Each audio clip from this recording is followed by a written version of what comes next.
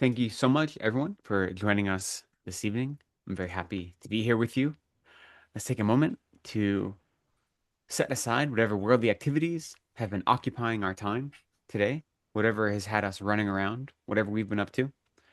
Let's put all those worldly activities to the side and let ourselves be fully present together here in the space.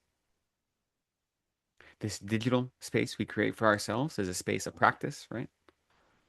No matter where we are in the world, we want to be able to create a space where we can be fully dedicated to our study and practice, and we can leave all of our worldly minds aside. So let's do that and set a strong motivation that the reason we are here together this evening is so we can continue our study of this incredible text by Tsongkhapa, to improve our wisdom, to improve our understanding of the teachings of the Buddha, to tame our mind not merely for our own benefit, but so that we might be able to benefit others, that we might experience peace, happiness, contentment in this life is a beneficial side effect. But those are all only short-term goals that allow us greater emotional resources to be of service to others. So we want our primary motivation to be quickly and more quickly to achieve the state of perfect complete Buddhahood so that we might be of maximum benefit to other sentient beings. So let's set that strong motivation in our minds. And with that, we will begin a few preliminary prayers, starting with refuge and bodhicitta, which we will offer 3 times in Tibetan and then once in English. And then we'll continue in English. Sangye churan soki chonam la janju bardu dagni kyabsu chi dagi jinso gi pe sonam gi drola pencher sangye dru par shok.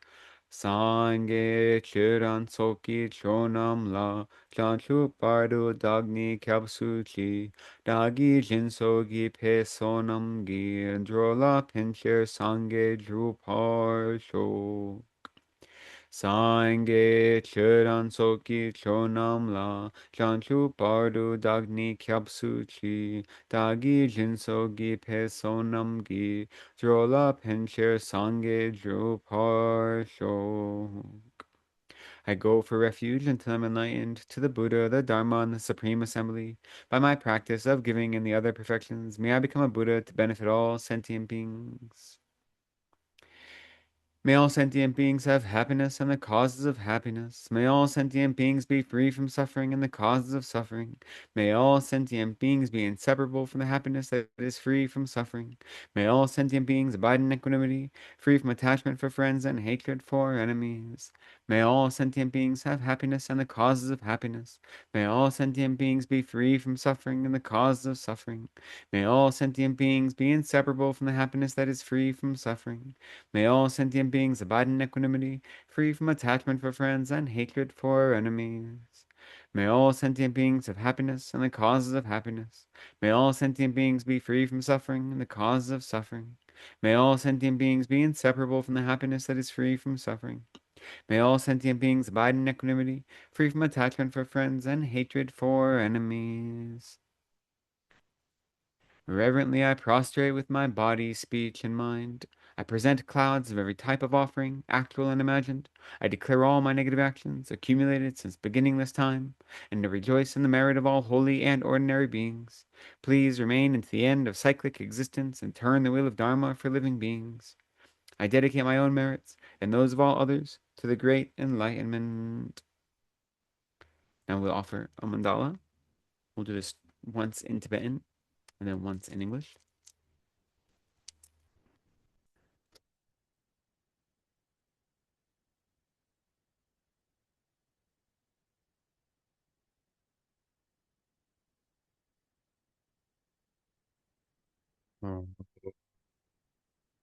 사시프기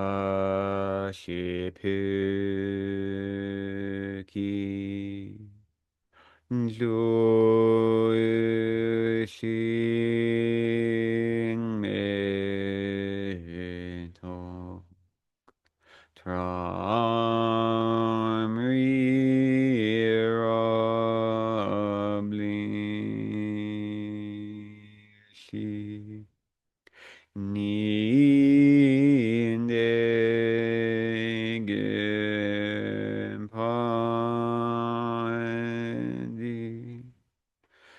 Soinge Shindu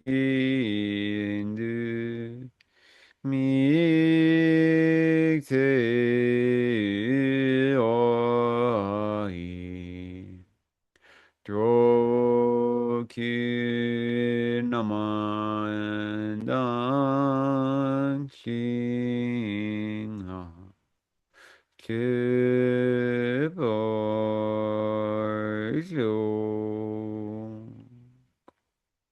This ground, anointed with perfume, strewn with flowers, adorned with Mount Meru, the four continents, the sun, and the moon. I imagine this as a Buddha field and I offer it. May all living beings enjoy this pure land. Idam Guru Rana Mandala Kam Niryatayami.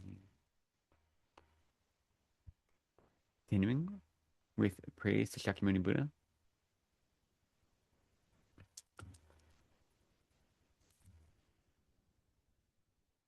The founder, the endowed, transcendent destroyer, the one gone beyond, the foe destroyer, the completely perfected, fully awakened being, perfect in knowledge and in good conduct, Sugata, knower of the world, supreme guide of human beings to be tamed, teacher of gods and human beings.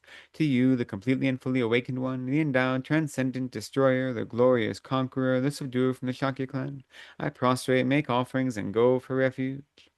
To the founder, the endowed, transcendent destroyer, the one gone beyond, the foe destroyer, the completely perfected, fully awakened being, perfect in knowledge and in good conduct, Sugata, knower of the world, supreme guide of human beings to be tamed, teacher of gods and human beings. To you, the completely and fully awakened one, the endowed, transcendent destroyer, the glorious conqueror, the subduer from the Shakya clan, I prostrate and make offerings and go for refuge.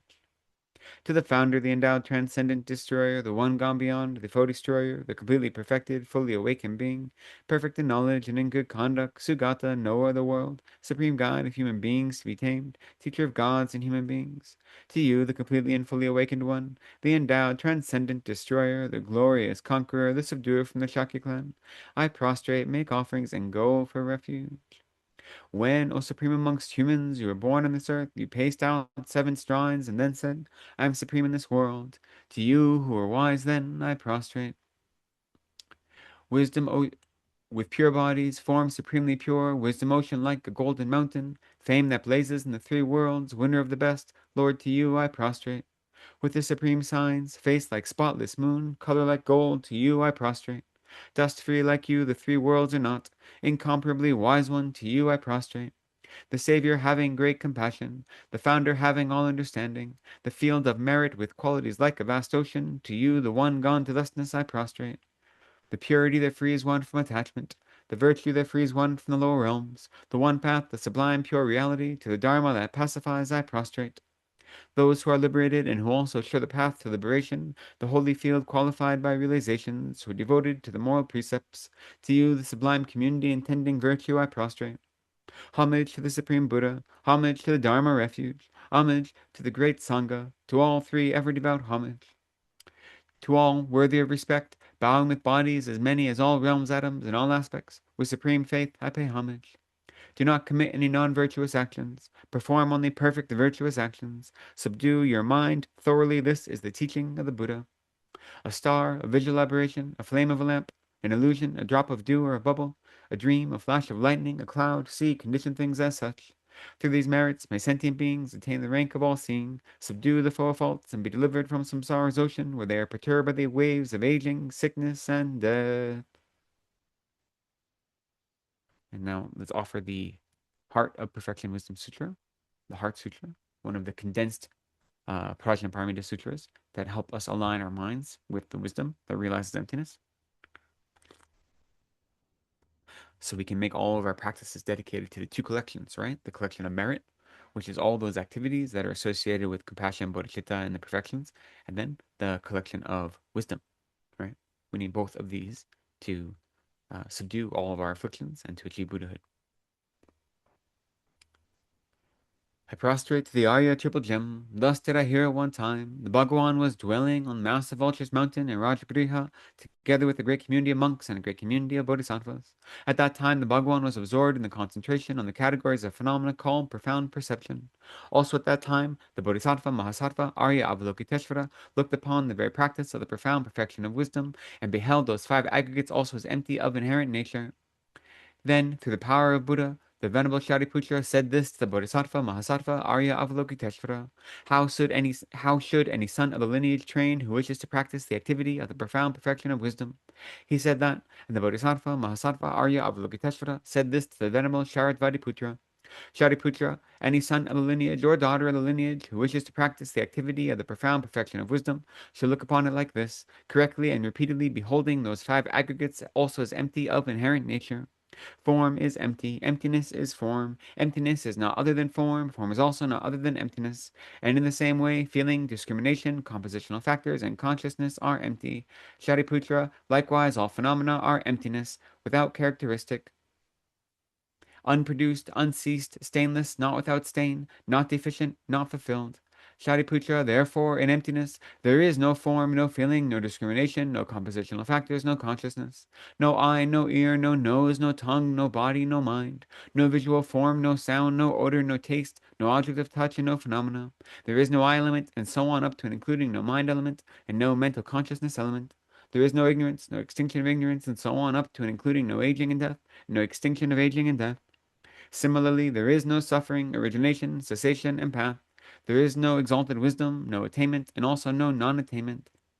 Shariputra, therefore, because there is no attainment, bodhisattvas rely on and dwell in the perfection of wisdom, the mind without obscuration and without fear. Having completely passed beyond error, they reach the endpoint of nirvana. All the Buddhas who dwelled in the three times also manifestly completely awakened to the unsurpassable perfect complete enlightenment in reliance upon the perfection of wisdom. Therefore, the mantra of the perfection of wisdom, the mantra of great knowledge, the unsurpassed mantra, the mantra equal to the unequaled, the mantra that thoroughly pacifies all suffering, should be known as the truth, since it is not false. The mantra of the perfection of wisdom is declared.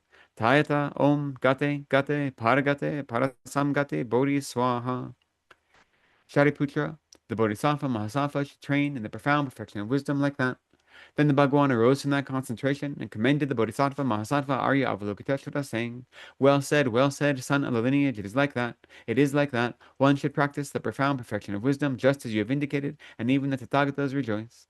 The Bhagwan, having thus spoken, the venerable Sharadvatiputra, the Bodhisattva Mahasattva Arya Avalokiteshvara, and those surrounding in their entirety, including along with the world of gods, humans, astras, and Gandharvas, were overjoyed and highly praised that which had been spoken by the Bhagawan. And finally, a prayer to help overcome obstacles to our teaching and to our time together here.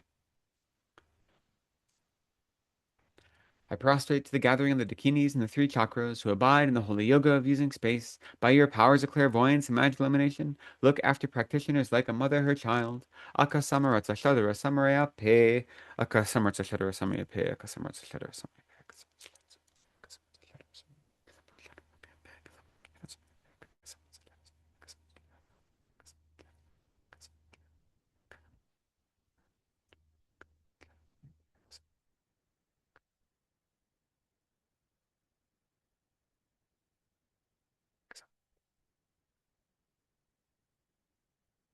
Akasamaratsa Shadara Samaraya Pe. Tayata Om Gate Gate Paragate Parasamgate Bodhi Swaha. By the teachings of the three supreme jewels possessing the power of truth, may inner and outer hindrances be transformed. May they be dispelled. May they be pacified. Shintam Kuriya Swaha. May all negative forces opposed to Dharma be completely pacified. May the host of 80,000 obstacles be pacified. May we be separated from problems and harmful conditions to Dharma. May all enjoyments be in accord with the Dharma. And may there be auspiciousness and perfect happiness here, right now. Excellent. Thank you so much.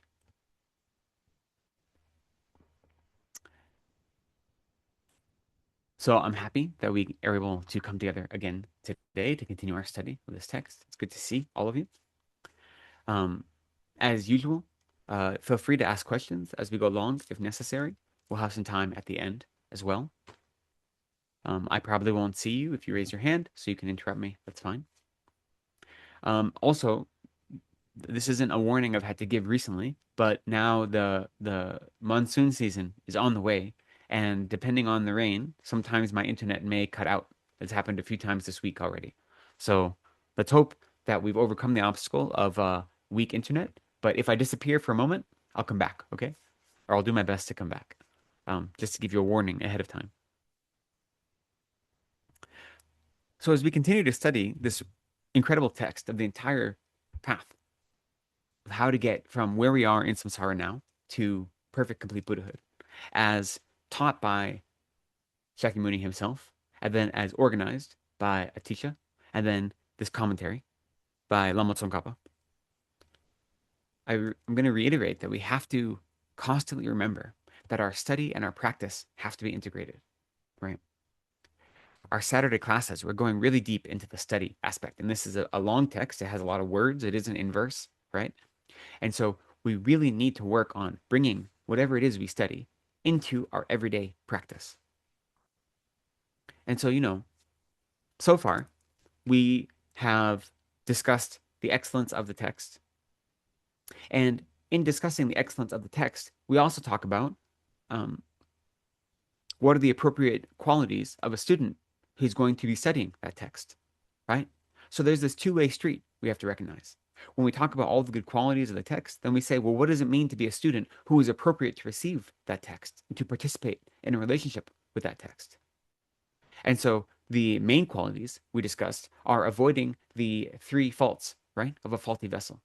That's what it means to be an appropriate student, to engage in the act of study or the act of hearing. So what are those three faults that we want to avoid? We want to avoid being like a pot that is upside down, which is to say what? Non-receptive. Non-receptive. Non-receptive, exactly. We want to avoid attending to a teaching, whether it be a teaching in person or a study that we're doing on our own. We want to avoid coming in and having a closed off mind, right? So we want to have an open mind. We want to be receptive. We want to be open-minded. And then we want to avoid being like a pot that is stained. So what does that mean? Without preconceptions. Exactly. We don't want to come into a teaching with any sort of preconception, right? And that is a preconception about the teacher, about the text, or about the teachings themselves. And that includes what we might call virtuous or good preconceptions. That includes saying, oh, I've studied the Four Noble Truths over and over again, so I don't really need to attend a new study on this. I already know everything I need to know about it. There's nothing for me to learn here. As soon as we have that attitude, there's nothing new for me to learn here, well, then we've made that true. As soon as we have that mindset, we have brought it into fruition. But if we don't have that mindset, we can always learn something new about the Dharma and about ourselves and about how we relate to the Dharma. So we have to not have any preconceptions, not have any prejudice, not have any baggage, right? So specifically, it's looking at having negative preconceptions, but also what we might call positive preconceptions. And then, in addition to avoid being like a pot that is upside down or one that is stained, we want to avoid being like a pot that has a crack or a hole in it, which is to say, what? Unfocused. Exactly. We want And to not inattentive. be unfocused or inattentive. We want to make sure we retain everything that we study. And that is a practice, right? That doesn't happen right away. When we're new to engaging in this kind of study, especially study, we're going through the text.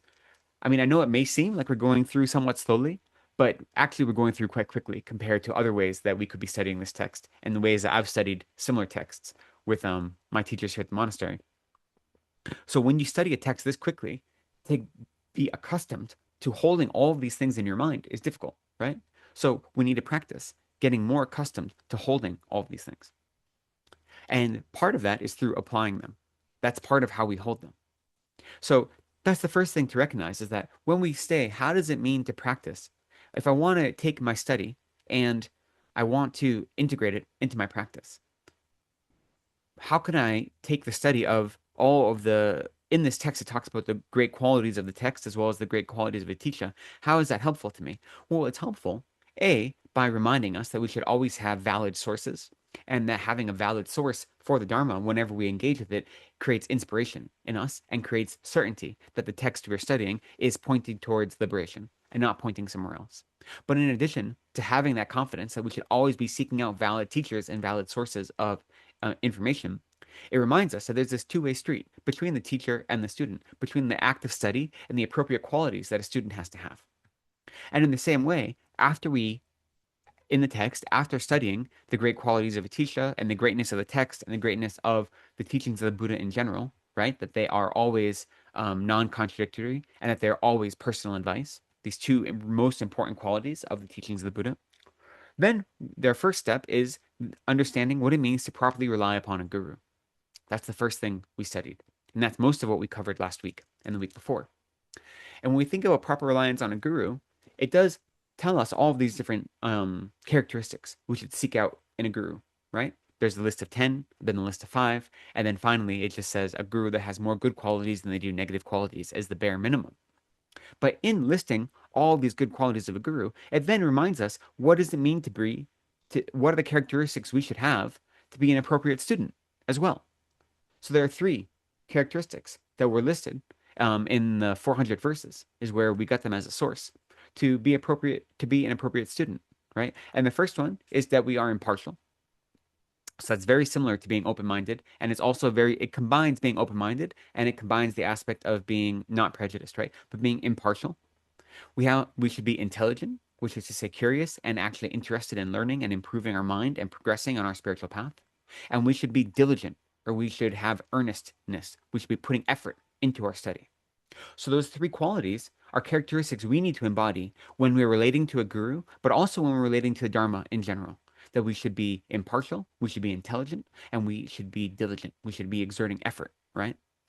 And so when I look at this text and I see that this is the way the text is laid out, it reminds me that the Dharma is a two-way street. Okay. And what I mean by that is we could have the best teacher in the world who is giving us the most sublime teachings. But if we're not there present trying to do something with those teachings, what benefit is it to us, rather, right? You know, maybe we'll get some imprints. Okay, sure. But that's not all that beneficial when we could be putting it into practice. We are responsible for our own transformation.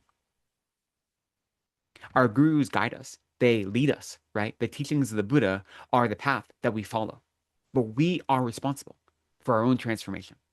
All of our spiritual growth, all of our spiritual progress, it doesn't happen to us, okay? It's something we do.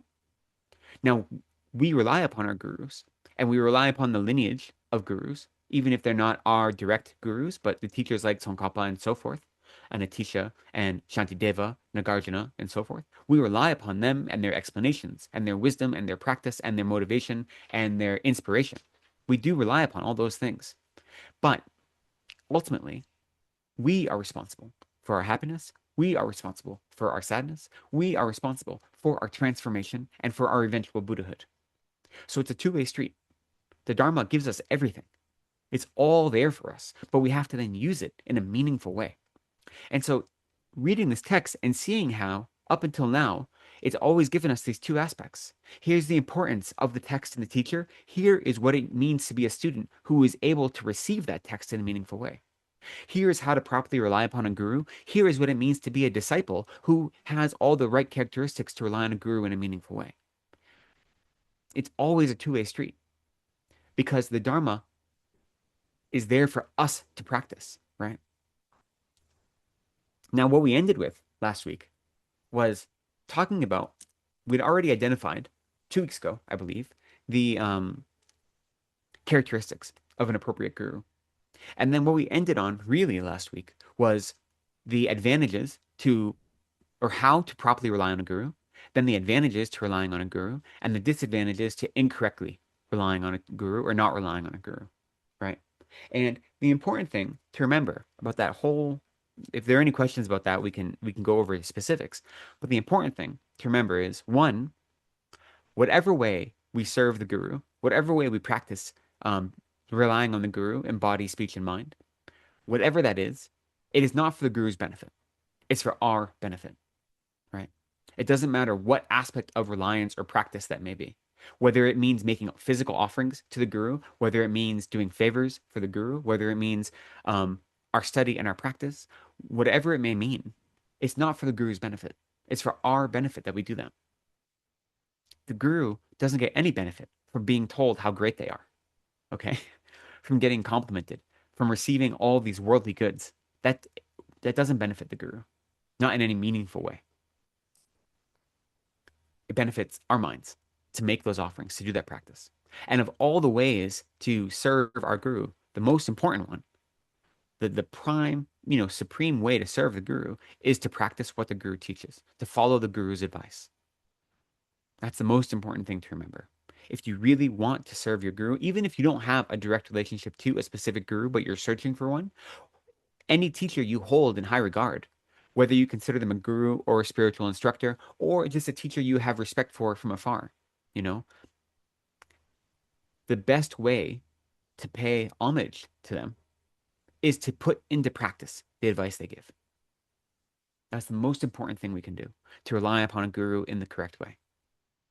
And sometimes, especially when you have a relationship with a guru, that's not always going to be the advice that necessarily you want to hear, right? Sometimes our gurus ask us to do things that are difficult, that are outside of our comfort zone, if that's the appropriate thing for us to do. I remember when Rinpoche came to Boston, and I was working at the center there, and one of the other women who worked at the Lama Yeshe Wisdom Archive, we knew Rinpoche was coming, and the Lama Yeshe Wisdom Archive had just switched to a new building, and the archive itself is it's kind of a multi-purpose building. It's where the director, Nick and Wendy, that where they actually live. It's their home, but it's also the archive. It's also the offices. It's also their library. It's everything all at once. And before they moved from the old place to the new place, I moved in there to help prepare it. And Rinpoche was the first like official guest. I stayed there like in the basement for a week or two preparing for Rinpoche. And then when Rinpoche came, one of the other women who works for the archive, she said, okay, now that Rinpoche is coming tomorrow, I can't be here. Because if I'm here, he might give me advice to do something. And right now, I have all the practice advice I can take. Like I have a balance between my work-life balance, my family, my kids, all these things. And if he gives me more advice, I'm going to have to follow his advice. And right now, I don't know if I can do more, which on one hand is very astute because she says, I'm following my teacher's advice. I won't ever disregard his advice, but I don't know if I could get more advice right now. So it, she's kind of playing both sides of the coin, where she knows that she doesn't want to disregard the teacher's advice, but then actively avoiding the teacher isn't really the best option to do that. It's not the most virtuous path, but it was for her a way to avoid not having to disregard what the teacher gave her as advice, right? So she knew that about herself, which I thought was very amusing. Uh, and it's also telling that sometimes Rinpoche would say, very off the cuff, he would just give you, oh, maybe you can do this thing. And he'd just say it like it was no big thing, and it takes up the next 3 years of your life or something like this. Like Rinpoche is very good at giving you these small little projects to do that just take up a whole long period of your life. When, like, for some of the translation projects he asked me to do, he'd just be like, oh, by the way, maybe you could just translate this thing. And you're like, oh, sure, of course, Rinpoche, of course. And then you look and it's 300 pages long. And you say, oh, okay, good, great, excellent. You know, like that. So sometimes your guru gives you things to do, whether it be practical advice, like here is a practice you should do, or here is something that you should think about, or here is a type of meditation you should focus on. And it may not be what you expect. So putting that into practice is the most important thing you can do, right? Whatever your teacher's advice is, whether it's easy to practice or difficult to practice. And of course, if there is something that's overwhelming and difficult and you aren't able to do it for whatever reason and you've tried, but you're at a point in your life where it's not something you can do, then you can tell your teacher that, right? This isn't, the teachers aren't prison guards.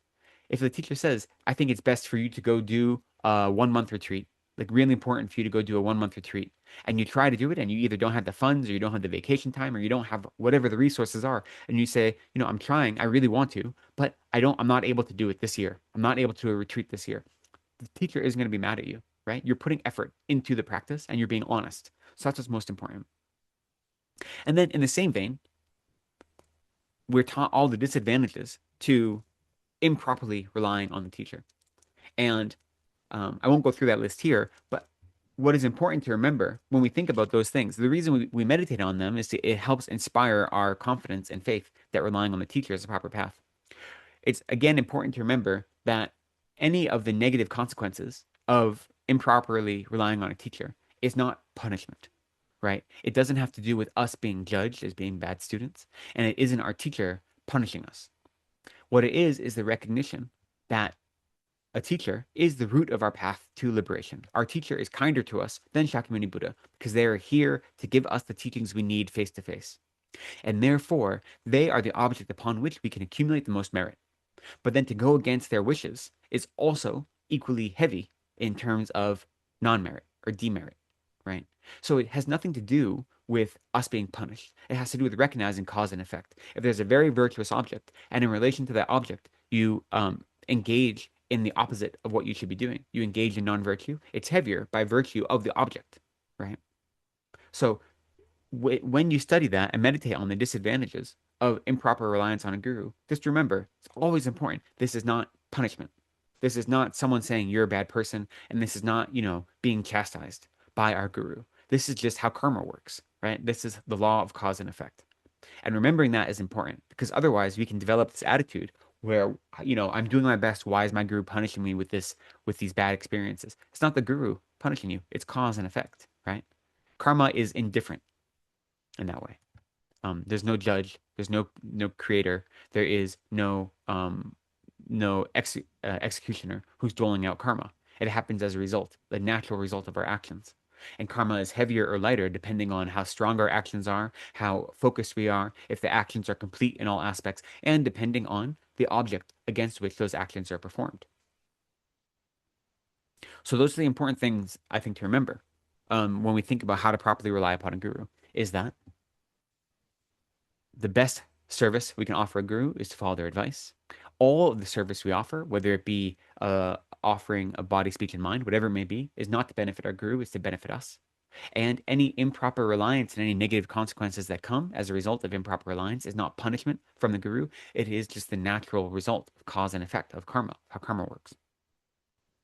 So with that in mind, we will continue now. Um, so now we've come to the section where it is talking about how to actually engage in a meditation session. So in our PDF, that is on page 27. Now, a reminder that in this text that we have, the very small outlines have been inserted afterwards by Trujillo Rinpoche to help the students like us guide our minds and to help memorize the text and memorize all the different categories or sections of the text. So the very small text, the very small outline that has been inserted later by Trujillo Rinpoche, but then the main outlines Tsongkhapa used himself as he composed the text. So we're at a section that says the condensed presentation of how to sustain a meditation. And this has 2 points. So what to do during the meditation session itself, and then what to do in between sessions. Those are both equally important. Now, when we think about this, we're right away jumping into meditation. And what that means here in this context is the way this is structured is when you are meditating, we should be meditating every day like this, right? Now, due to our worldly lives and the way we experience our everyday life, this sounds like what you do on a meditation retreat, okay? And for us, it may be what it is. Doing 4 sessions a day and nothing but meditation, having 4 meditation sessions a day and so forth, that is a meditation retreat for us. We don't have the opportunity to do that every day. But this is actually describing how we should meditate every day and what we should be doing every day as people dedicated to a spiritual path. Now, obviously, we aren't able to do this completely the way it is advised, but we should take into our mind that whenever we engage in any sort of Dharma practice, it should be within the context of what is described here as a meditation session. Okay, so our actions of study, contemplation, and meditation are all included in a complete practice, and that is what we're going to go through today. So the first one, what to do during the actual meditation session itself, has 3 points. How what to do it as preparation for the meditation. These are what we often call the 6 preparatory activities. What to do during the actual meditation session, and then what to do at the end of a meditation session. So the 6 preparatory activities that we are taught we should do every time we meditate, every time, and that includes when we sit down to study, when we sit down to engage in any meaningful Dharma practice. The 6 are we should clean our dwelling and arrange the representations of the holy body, speech, and mind of the Buddha in a delightful way that pleases our minds. We should lay out offerings. Then we should take the appropriate seat as well as the appropriate mental attitude. We should visualize the merit field, right? So here in the beginning, we're talking specifically about guru yoga, how to rely on a guru in our meditation practice. But this is going to then, the very end, if we get to it today, is going to say these steps apply to all the meditation topics that are covered in the rest of this text, all the way up through the final one, or special insight, right? So whatever the merit field is going to be, whether it be the Buddha, whether it be our guru, whether it be more exhaustive than that, as we'll talk about, whatever the merit field is, we visualize the merit field after having taken a seat and arranged our mind appropriately. And then we offer, we do a practice that is the accumulation of merit as well as the purification of negativities. So accumulation and purification go hand in hand. And that's done through the seven limb prayer, which we'll talk about. And then finally, we offer a mandala. And that is before the actual meditation session. Like these are the preparatory practices before you engage in a meditation session and before you engage in any sort of study session. So you can see a lot of what we do before a teaching session is very similar. We should have all six of these before a teaching session, right? So if you attend at the center, they've already, if you have an altar or you have a shrine room, then you already have your representations of the body, speech, and mind already laid out. So you don't have to take them down and set them up again every day. But you should always clean the space before you engage in a practice, which like we do at the center. And then if it's good, and even if you're not laying out, setting up body, speech, and mind, so you should still make sure they're clean, there's no dust on them, and so forth. Then you set out offerings. We usually set out water bowl offerings or flower offerings, food offerings, whatever offerings we have at hand. So we do all of that at the center, right? And many of us do it every day as part of our morning routine. We do this kind of thing. So this is how you start your practice. This is how you start your spiritual day is by cleaning your space, right? Cleaning your space, making your space an appropriate space for Dharma practice, appropriate space for your mind to be focused and not cluttered. And then setting out, reminding yourself of the holy body, speech, and mind of the Buddha, which are what we are trying to embody in our practice and in our life. Our eventual goal is to achieve the body, speech, and mind of a Buddha. And then we lay out offerings to them. And then we actually sit down, calm our mind, and adopt an appropriate posture, whatever that might be. And then we do prayers, including all seven limbs. And then we offer mandala. And then we're ready to begin our session, whatever the session may be. Venerable, can I please ask a question? Alice Sure. speaking. Um, these steps that have just been laid out, is this what we do the first time before we do a formal practice in a day or before every single practice? Because some of it, like Mm-hmm. making the arrangements and the laying out offerings and so on, maybe has been done So, earlier in the day. Should we be repeating some of it? so in general, all six of them we should do at the beginning of the first session.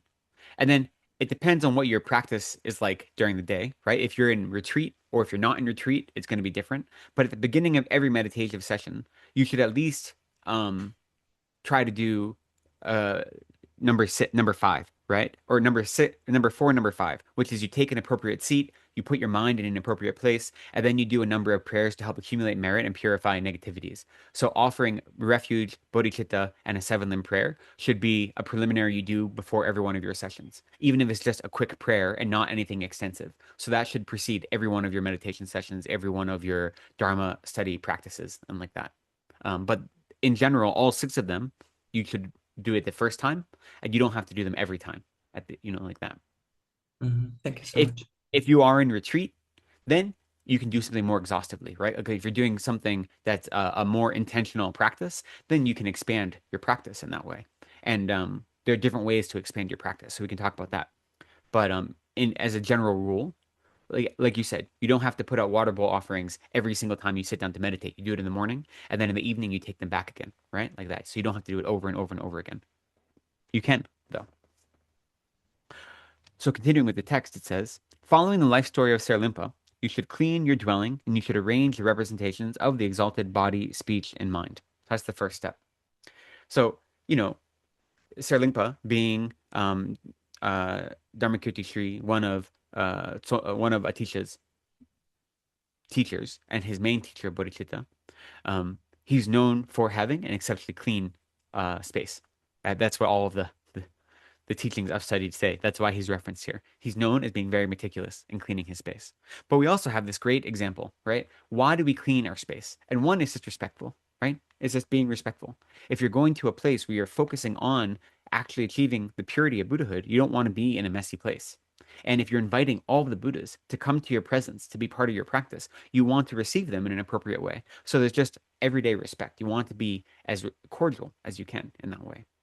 But there's the great story of at the time of the Buddha, there was a monk whose name was Lamrim, which means small path. And he was not very bright. And he was fiercely dedicated to being a monk, but he couldn't study anything, you know?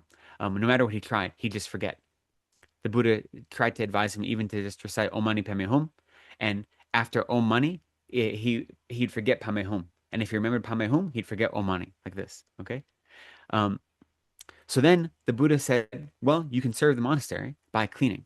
And as you clean, you say, dua pung and a drima dak. So dua pung means I clear away all dirt. And then drima dak means I purify all afflictions or all stains, right? And at first, even this he couldn't remember. He would say, I clear away the dirt, and then he'd forget the second half. But then eventually he got into this habit of doing it. And he realized that what he was doing by dua pung is he was clearing away the dirt of the adventitious minds. And by purifying all stains, he was purifying all of his obscurations. So the simple practice of offering service allowed him to focus his mind and actually achieve realization, right? And to break through the obstacles he was having to study and practice. Because the act of purifying your external environment helps you purify your inner environment as well. So it seems like a silly thing to do that we should be cleaning our space every day. And if you have a dedicated space in your home, like a shrine room, it probably doesn't need cleaning every single day, but it's important to at least symbolically try to clean it, arrange it, make it as nice as you can. Whether that means just sweeping a little bit, whether it means whatever it may be. It's an appropriate practice because it's for your mind as well as the space. And then you and also what it does is it combines your physical and your mental activities, right? The act of physically cleaning a space um, is then combined with your mental activity of wanting to purify your mind of all dirt, right? Of wanting to purify your mind of all the stains of the afflictions. So you're combining physical and mental in your practice, which is what we're trying to do with all of our practices, right? Is to find that bridge between intellectual and experiential understanding. So even something as simple as sweeping the meditation space before you sit down to begin your session, or dusting off your statues, right? Or dusting off your altar before you lay down your offerings. Something as small as that can be a critical part of your practice, right? Nothing is too small to help us become closer to Buddhahood. Okay. Then beautifully lay out an arrangement of offerings that were honestly acquired, again, with proper motivation.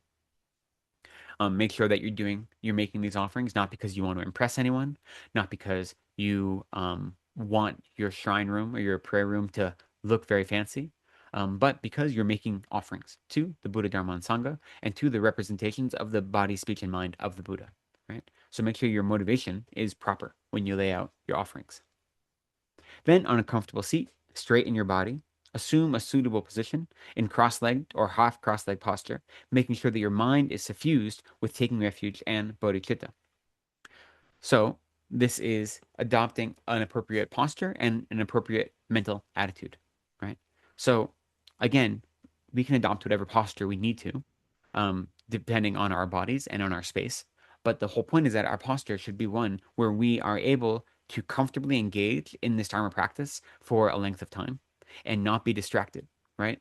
So we shouldn't be laying down or lazing about if we don't have to be, right? Um, you know, when I was in Boston, Geshe Tsuga was the teacher when I first got there, and even then we were live streaming all of our teachings, not video but audio at least, all of our teachings, and he would always advise. This is back in 2007 or so, 2008. And he would always say, it's better to come into the center if you can, right? We want you, it's better to be here in person always than streaming. But if you have to stream, you can. But you shouldn't be laying down on your couch while you listen to Dharma. You shouldn't be laying up with your feet up, just relaxing while you listen to Dharma. You should be attentive. You don't want to create the habit that associates listening to Dharma with falling asleep or with being in a state of relaxation, because that's not how we should engage in Dharma practice. We should always be diligent. We should always be exerting effort, right? So when we're home and all of you, most of you at least, have your camera off, um, that's fine. But does that mean you're sitting back and you're relaxed and you're kind of you have your feet up and you're just kind of, in your pajamas and not paying attention? Or does it mean you're actively present, right? So it's something to think about. Whenever you engage in Dharma practice, you should bring your full self. Because remember, even if you're by yourself in your shrine room, you are in front of all the Buddhas. And not only are you in front of all the Buddhas, you're inviting them into your space. And you're creating the relationship between you and all the Buddhas who are only trying to lead you to Buddhahood. So, how are you going to go about doing that? What kind of presence do you want to have if you're inviting all these holy beings into your space, right? Now, obviously, there are exceptions. We do the best we can do. We're not perfect. I'd rather, for me, if I have the choice of meditating in my pajamas or not meditating, better to meditate in your pajamas, right? If those are the two options, okay. But be honest with yourself. What are my options here? And what am I choosing to do here?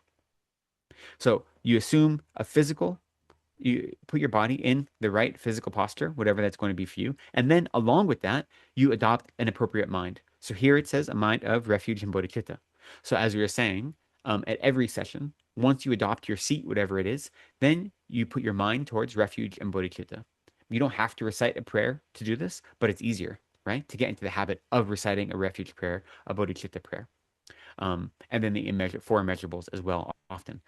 You don't have to. To set your mind in that way doesn't require reciting a prayer, but reciting a prayer accumulates the merit of speech. It incorporates body and speech together with your mind, and it also creates a little ritual that makes your practice, um, at least for me, it makes the practice feel more complete, right? And it gives me something to do other than just focusing my mind. So I find it useful. But the most important thing is the mind. Just reciting the prayer isn't that important if you don't actually do anything with your mind, right? Then in the space in front, now we're visualizing the merit field, right? This is the fourth step. In the space in front, you should imagine that there abide the lineage of gurus of vast conduct and the profound view, and the countless Buddhas, Bodhisattvas, Arhats, Arya hearers, and solitary realizers, along with all their attendants. So this is saying very similar to the merit field if you've ever practiced the Guru Puja, the Lama Chopa. It's suggesting a merit field that's very similar. That it's saying when you engage in any practice, your main merit field should be your root lama. But then we talked about the two practices, right? The vast conduct is the lineage that starts with Maitreya, and from Maitreya it goes to Asanga, from Asanga, Vasubandhu, and so forth. And those are all the teachings that are related to bodhicitta, compassion, and the six perfections. And then the lineage of gurus related to Karisana, profound view start with Manjushri, and then after Manjushri, we have Nagarjuna, and then Shantideva, and so on as well. So that's representing wisdom and merit, right? Those are the two groups of lineage holders that we are holding. So it's saying in your guru field, in your merit field rather, right? All these Buddhas you're inviting, you should actually visualize this is the whole lineage of teachers that represent the accumulation of merit through their vast conduct, the lineage of vast conduct. These are all of the teachers that represent the accumulation of wisdom through the lineage of the profound view. And then in the center, you should have your own guru who is representing all Buddhas and Bodhisattvas. And then they're all surrounded by all the Buddhas, all the Bodhisattvas, all of the Pratyeka Buddhas, all the Shravakas, and all of the attendants, right? All of the retinues from all of them. So it's quite an expansive merit field if you're able to visualize that. If you're not able to visualize that expansively, all you need is your guru, who may be in the aspect of Shakyamuni Buddha, right? Or in the aspect of Tsongkhapa, or if you're doing a specific practice, could be in the aspect of whatever deity, such as Chenrezig or so forth. If you can't have that expansive visualization, it can all be contained in that one visualization of your guru in the aspect of Shakyamuni Buddha, for instance. That's okay. But the more expansive your visualization can be, the better, because that shows that you are training your mind to hold more, right? Like part of the reason we do visualization practice like this is because, I mean, the Buddhas are going to be there whether we visualize them or not, right? But by visualizing them, we're actively exercising our mind. So that's the merit field, who we've invited. And then this has the next part is the accumulation of merit and the purification of negativities. And it starts by saying why this is important and then how to actually do it, and then discussing the different parts of the process.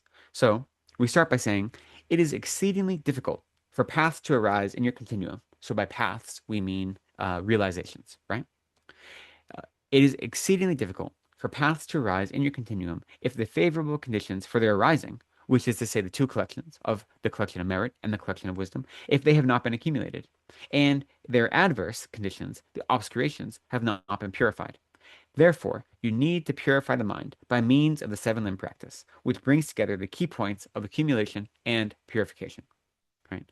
So, if we want to achieve any sort of realization, we need to get rid of the obstacles, which are the main obstacles being our obscurations. And so we get rid of our obscurations by developing, by purifying. And we need to develop merit, right? By practicing the perfections and so on. So the seven limb prayer combines accumulation and purification both. So it's critical to do that kind of practice if we actually want to progress on the path. So what are the seven limb prayer? So without looking at the text, what are the seven limbs in order of the seven limb prayer? Prostrations, Prostration, offerings, offering, confession, confession, rejoicing, mhm, requesting Guru to remain, requesting the Guru to teach, and dedication. and dedication. Exactly, right? So those are the seven. And sometimes requesting the guru to remain and requesting the guru to teach, they get flipped. And in other prayers, they get put in different order for different reason. So for example, the Lama Tsongkhapa Guru Yoga, the how do you say it in English? The Tushida's the prayer to Tushida, um, Ganden Lagema, we call it in Tibetan. I don't remember how we call it in English. Um, that takes a seven limb prayer, but it starts with requesting the teacher first because it is in dedication of Tsongkhapa. So it rearranges the seven limbs because it is a praise, right? So sometimes you'll see some prayers, you'll see all seven of these aspects, but slightly rearranged for a specific reason. But in general, this is the order they go in, and we're going to understand why. And in this text, Tsongkhapa is advising that if you want to offer a seven limb prayer, now we offered a seven limb prayer at the beginning of our practice today, and it was just 7 lines, right? It was a very short seven limb prayer. He advises the 12 verses that are the 12 the first 12 verses of the King of Prayers, which is also called the Prayer of Good Conduct or the Prayer to Samantabhadra. And so as we go through these seven limbs, he's giving the verses from the King of Prayers as the example, right?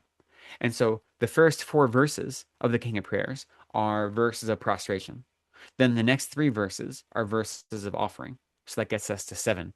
And then the next five verses, there's one each for each of the remaining five limbs. So those first 12 verses encompass all seven limbs. And so if you want a more robust seven limb practice than just the 7 lines that we recite at the beginning, we can do those 12 verses. That's a great thing to incorporate into your practice. In not doing the entire prayer to Samantabhadra, because that's quite long, but just those 12 verses contains all seven limbs. It's So the venerable. first, yes, The extensive seven limb prayer is available in our prayer, the essential prayer book that we I have. mean, there are many, many, many prayers that include all seven limbs, and some are quite more, even more extensive. But what we're talking about here is if you look in the prayer book, volume one, I don't know the page number, but near the end, there is it's either called the King of Prayers or the Prayer to Samantabhadra or the Prayer of Good Conduct. It has one of those titles or all of those titles. That prayer, the first 12 verses are what we're going to talk about here. And those 12 verses are this more extensive seven limb prayer that you can practice. So it's not set out, at least in the FPMT prayer book, as a separate prayer, but it's the first 12 verses of the King of Prayers. Okay, thank you, Venerable. The King of Prayers is included in the volume one prayer book because we recited it last Sunday and we didn't change prayer books, so it is there. So the first of the seven limbs is prostration. And he says this has 2 points. The first one is prostration combining all three doors, and then prostration of the three doors separately. So the three doors are the body, speech, and mind, right? So the first, with regard to the limb of prostration, prostration combining the three doors is set out in the prayer of good conduct in the single stanza. To you lions amongst humans who come in the three times, to the worlds of 10 directions, I prostrate with my body, speech, and mind. This is not prostration to the world spheres of one direction and to the Buddhas of one time. Rather, focusing on all the victors residing in the 10 directions and the three times, you should prostrate your body, speech, and mind to them with respect and from the bottom of your heart. So, when you start out your practice to do your prostrations, you should not just be prostrating to one Buddha, to Shakyamuni Buddha, or even to just your guru, but to all of the Buddhas who exist in all three times, past, present, future, and to all the Buddhas in all 10 directions as well, right? So basically, all the Buddhas that exist are who you should be prostrating to. Here, they're referenced as the lions amongst humans, right? Which is to show their sovereignty. If the lion is the king of the jungle, right? The sovereign of the jungle, the Buddhas are the sovereigns among bipeds, as they say. And we prostrate with our body, speech, and mind. So if we're doing a physical prostration, we do the short prostration or the long prostration. Either way, we should have 5 points of contact with the ground. So our knees, our hands, and our forehead. But as we prostrate, right, we offer, um, uh, we make offerings with our hands, right? We have our hand in this Anjali gesture with our thumbs tucked in. And first is reverencing the guru, but then body, speech, and mind at your forehead, your throat, and your heart. You're making offerings and you're prostrating with your body, your speech, and your mind. So these are the 3 points, right? Sometimes called the 3 vajras, the 3 sacred points. If you look at any image of a Buddha, on the back of it, you're going to see the letters Om Ahum, and it's Om Ahum representing the 3 secret places or the 3 vajras. Om representing the body, Ah representing the speech, red in color, Hum representing the mind, blue in color, at the heart, right? So we prostrate with body, speech, and mind in that way. And they say with mind, you should really be visualizing your body as big as possible because the more space you take up, the more merit you accumulate, right? And so it doesn't matter the physical space you take up because we're limited by our bodies, however big they or small they may be. But however big you can visualize your body, you can visualize your body the size of a skyscraper, covering miles. And then all the ground that is covered by your visualized body accumulates even more merit like this, you know? So there are different ways to practice prostration. There are also ways that when you prostrate, you should visualize all other sentient beings behind you following your lead, like you are guiding them in prostration. So not only are you prostrating yourself, but you are guiding all sentient beings in prostration to the Buddha, Dharma, and Sangha. And as we said, in the space in front of you, you're not just visualizing a single Buddha, but all of the Buddhas that ever existed. That makes your prostration more robust in that way. And again, like what's the point of prostration, right? Something to think about. We say I prostrate. Why do we prostrate?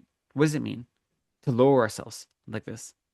There are 2 things. One, it's acknowledging the Buddha, Dharma, and Sangha, especially all represented by our guru or by our teachers or Shakyamuni Buddha, as holding the Dharma in a meaningful way, right? As having a gift that they can give us that we can use to be free from suffering.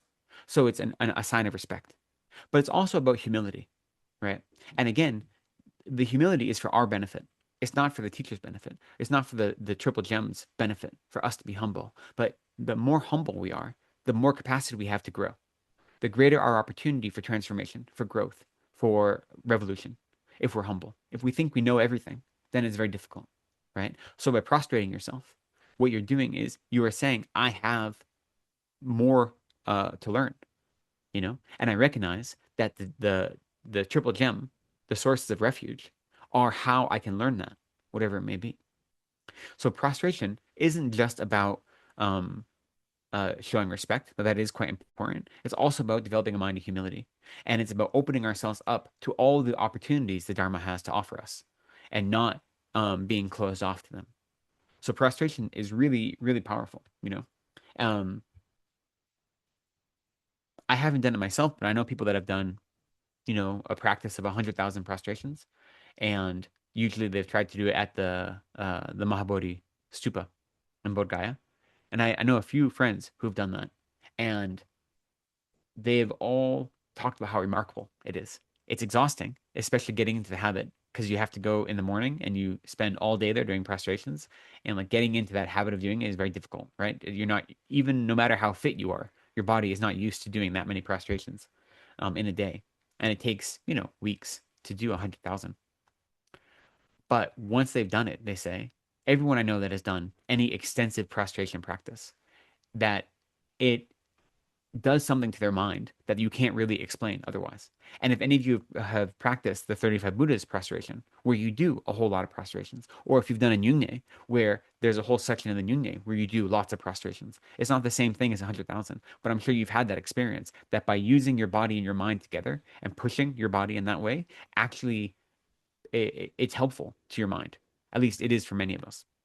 So that's the how to prostrate with body, speech, and mind combined. And then the next one is how to prostrate in body, speech, and mind separately. So first is prostration of physical prostration. Physical prostration is set out in the single stanza.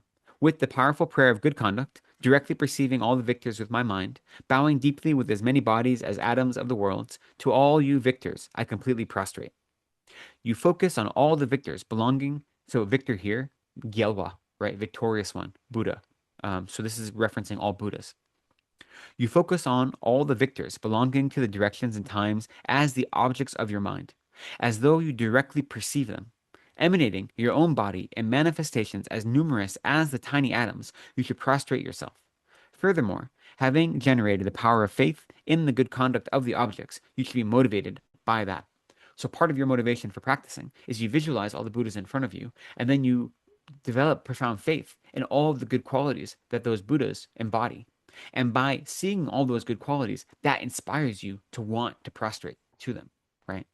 So you are making your mind more supple in that way by having a clearer visualization of the Buddhas, and then by reminding yourself of how incredible the Buddhas are and all of their many good qualities and the way they teach those good qualities and lead sentient beings out of suffering, then that inspires you to want to prostrate even more. And then next is mental prostration. Mental prostration is set forth in a single stanza. On top of each atom are Buddhas equaling all the atoms, residing amidst the Buddha's children. I visualize the entire sphere of phenomena as being completely filled with victors in this way. On top of each minute atom, Buddhas as innumerable as the tiny atoms reside encircled by bodhisattvas. So you should generate the appreciation that recollects all their positive qualities. So this is just reminding us that we're not just visualizing a single Buddha, but infinite Buddhas, right? As many as there are grains of sand, or as many as there are atoms, that we're visualizing that many Buddhas, and all of them are surrounded by their retinues. And then the next one is verbal prostration is set forth in a single stanza. With oceans of inexhaustible eulogies for you, a great roar from oceans of melody-emitting organs, I express the marvelous qualities of all the victors and praise all of you gone to bliss. So from each of the bodies of the innumerable heads that you visualize and emanate, each of those heads, not the Buddhas in front of you, but the bodies you've emanated, right? So you visualize multiple copies of yourself, all prostrating together. And each one of those is reciting the praises. So here it says, Tsongkhapa is giving a word commentary on this verse, where he first says that each of the bodies, each of the innumerable heads emanate, each of the heads again innumerable tongues. They sing inexhaustible eulogies. I don't think eulogies is the right translation. Eulogies are they're not praises. They're the opposite of praises. Usually a eulogy is when someone's passed away. Now, so I don't know if eulogy is the best translation here. Verses of praise and celebration is what this should be. Of the object, which is to say of the Buddha's positive qualities, the sweet melodies.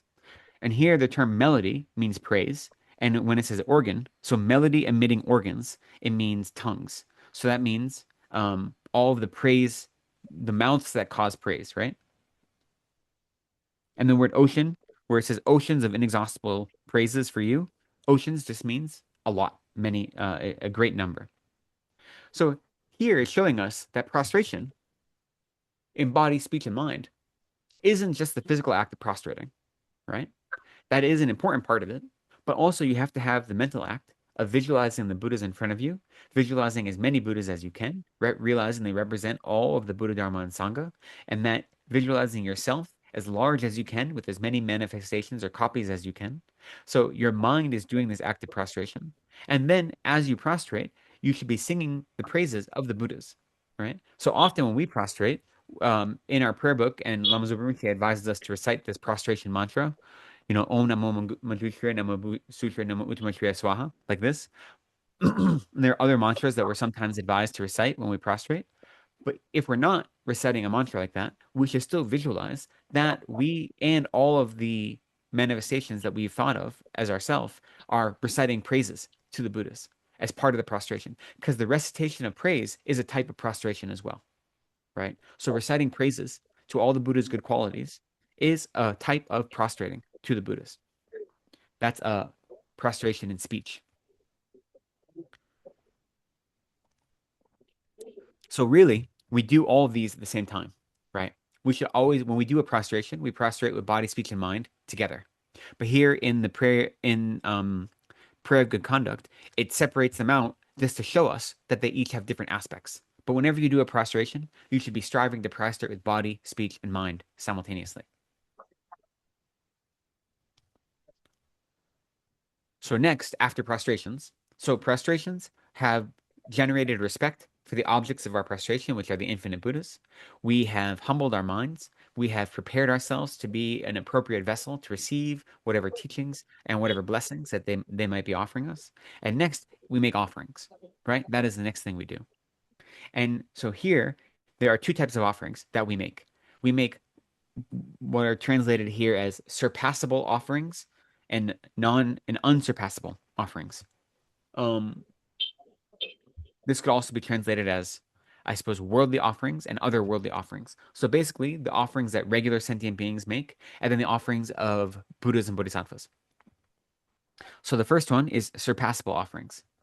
So surpassable offerings are set forth in the two stanzas. Delightful flowers and heavenly garlands, musical instruments, scented unguents and sublime parasols, radiant lights and sublime incense, I offer to you, the victors. Finest garments and supreme scents, vessels of powder equaling Mount Meru, all wondrous offerings in a spectacular array, I offer to you, the victorious ones. Right? So here and then, Tsongkhapa is just explaining those verses for us. So delightful flowers means marvelous specimens of divine and human flowers. Garlands means many different kinds of flowers that are all mixed and strung together. Together, they are all actual and imaginary flowers. So an important thing, when we make these offerings, we make physical offerings to the best of our ability, but also mental offerings. So if I'm not able to offer flowers every day, I can still mentally offer flowers. And it could be flowers that I see outside that I don't have that aren't mine, so I can't pick them, but I see them and they're beautiful and I offer them, or I can just visualize. I can imagine flowers. And either way, I'm able to offer them, right? So all of these worldly offerings are things that I can offer, whether or not I have them in hand or not. In general, when we make offerings every day, we might offer, if we're reciting a prayer, we will make offerings, how do you say, with mudras, right? We'll use hand mudras to make offerings, and then we'll also make offerings with water bowls. We'll set out water bowls, and the water bowls represent the different types of offerings. And that is great. That's fine if that's what we can do. If you can make offerings of different substances, that's even better. So if you have the opportunity on a regular basis to make offerings of light, of incense, of food, of sound, of song, of flowers, of perfume, of any of these things, then those are appropriate to do as much as you can within whatever your resources are and your situation is. Um, if you're not able to, then water bowl offerings are also perfectly appropriate. And, mudras and offerings that way are also appropriate because the point of offering is the mental act, right? The physical act is not as important. But if you can make physical offerings as well, that is beneficial. So Kappa continues to give us a little commentary. It's nice of us in this version of the text. The verses are translated. In the Tsongkhapa's original, the verses wouldn't be there. He would just have the first word probably, and then say, and so on, right? He'd say the two stanzas, and then the first word, and then you'd have to know the rest because he didn't expect you. Any of the people reading his text and studying his text or studying with him would have this all memorized. Since we don't, our English translators or our English layout editors have put those verses in there for us, which is a boon, right? So we can be very clear what's going on. But if you look at most of the texts that I study, you get like a line or two, and then you're expected to fill in the rest on your own, unless you've had a very friendly editor who's put them in there for you. Part of that also is just the fact that, you know, when there's no printing press. At the time of Tsongkhapa, there were prints, but they were all woodblock prints. So every line you put in represented hours of carving, right, and work done. So if you just put in the first word, then it was much easier. These days, if we can put in the whole verse, that's helpful for students like me who can't remember everything. But it is good to try to remember them as well. So he's going on to continue to give a little word commentary on these two verses. Musical instruments are the sounds of traditional instruments and the like. So you're not actually offering instruments, but the sounds of the instruments. Scented unguents are a mixture of fragrant perfumes. Sublime parasols are the finest of parasols. Radiant lights are fragrant, radiant lights from things like incense or butter, as well as radiant jewel lights. These days, most of our lights are like LEDs. I don't think they have a very strong smell. So, fragrant, radiant lights may not be as appropriate, but if you make butter offerings, butter lamps, those have a nice smell. Or you could just do fragrant offerings and light offerings separate. That's okay. If your LEDs have a smell to them, they're probably burning, so you should check that out. Incense refers to the combinations of fragrant substances as well as single substances. So there's compound incense versus singular incense, like sandalwood is a singular substance, whereas then we also have compound incenses, as you all know. Finest garments are the best of clothes. Supreme scents are water and the like that are pervaded by scents that fill the billion world systems with fragrance. Vessels of powder are packaged powders of fragrant incense suitable for scattering and burning, or the colored sand of a mandala in multiple layers as wide and as high as Mount Meru. And an array, where it says all wondrous offerings in spectacular array, that is joined at the end of the above, means a lot, decorated, and variegated, right? So the way you're laying them out in your mind is also expensive, like this. Expansive, not expensive. Expansive. So when we make offerings, we should try to make, in the seven limb prayer we offer, we say all spectacular things, both laid out and imagined, right? So you should never allow your offerings to be limited by your physical resources. Okay? You should offer whatever you can physically, and then what you can offer mentally is even greater. You can offer anything.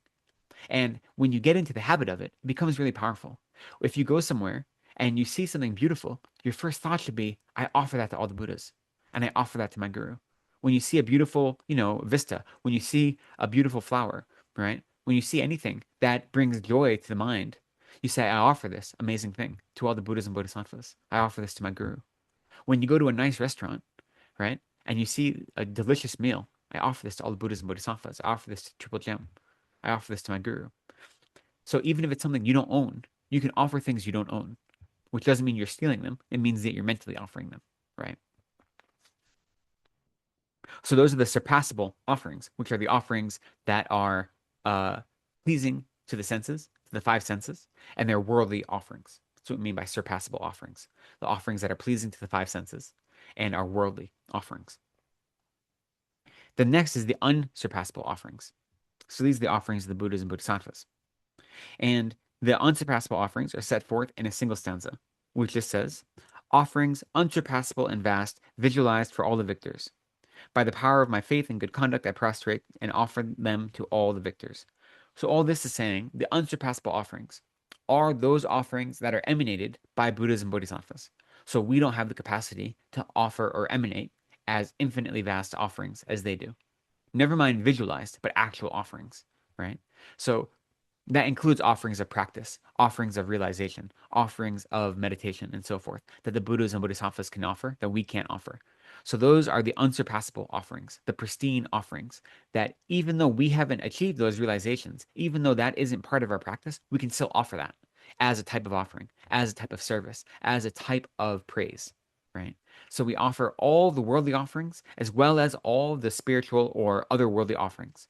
Both those things we have present and those things we can visualize, and we make the most beautiful array we can, and we offer them infinitely to all the Buddhas and Bodhisattvas.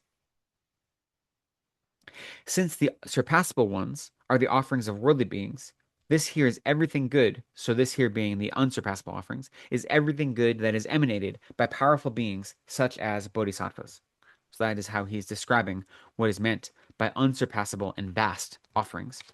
And then this section ends by saying, the last two lines are to be joined to all the previous sets of two in order to complete them. They indicate the motivation for the prostrations and offerings as well as their objects. So here, the last two lines says, by the power of my faith and good conduct, I prostrate and offer them to all the victors. Right? That's the last two lines of that verse.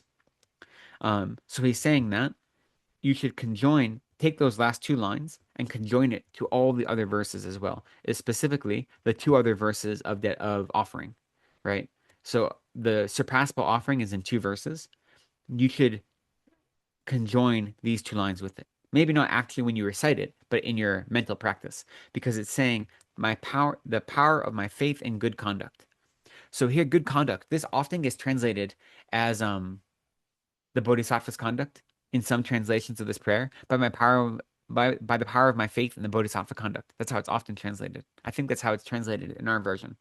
But the actual word is Zampo Chippa, excellent conduct, which is the name of the prayer, right? The prayer is in the praise of good conduct. And it's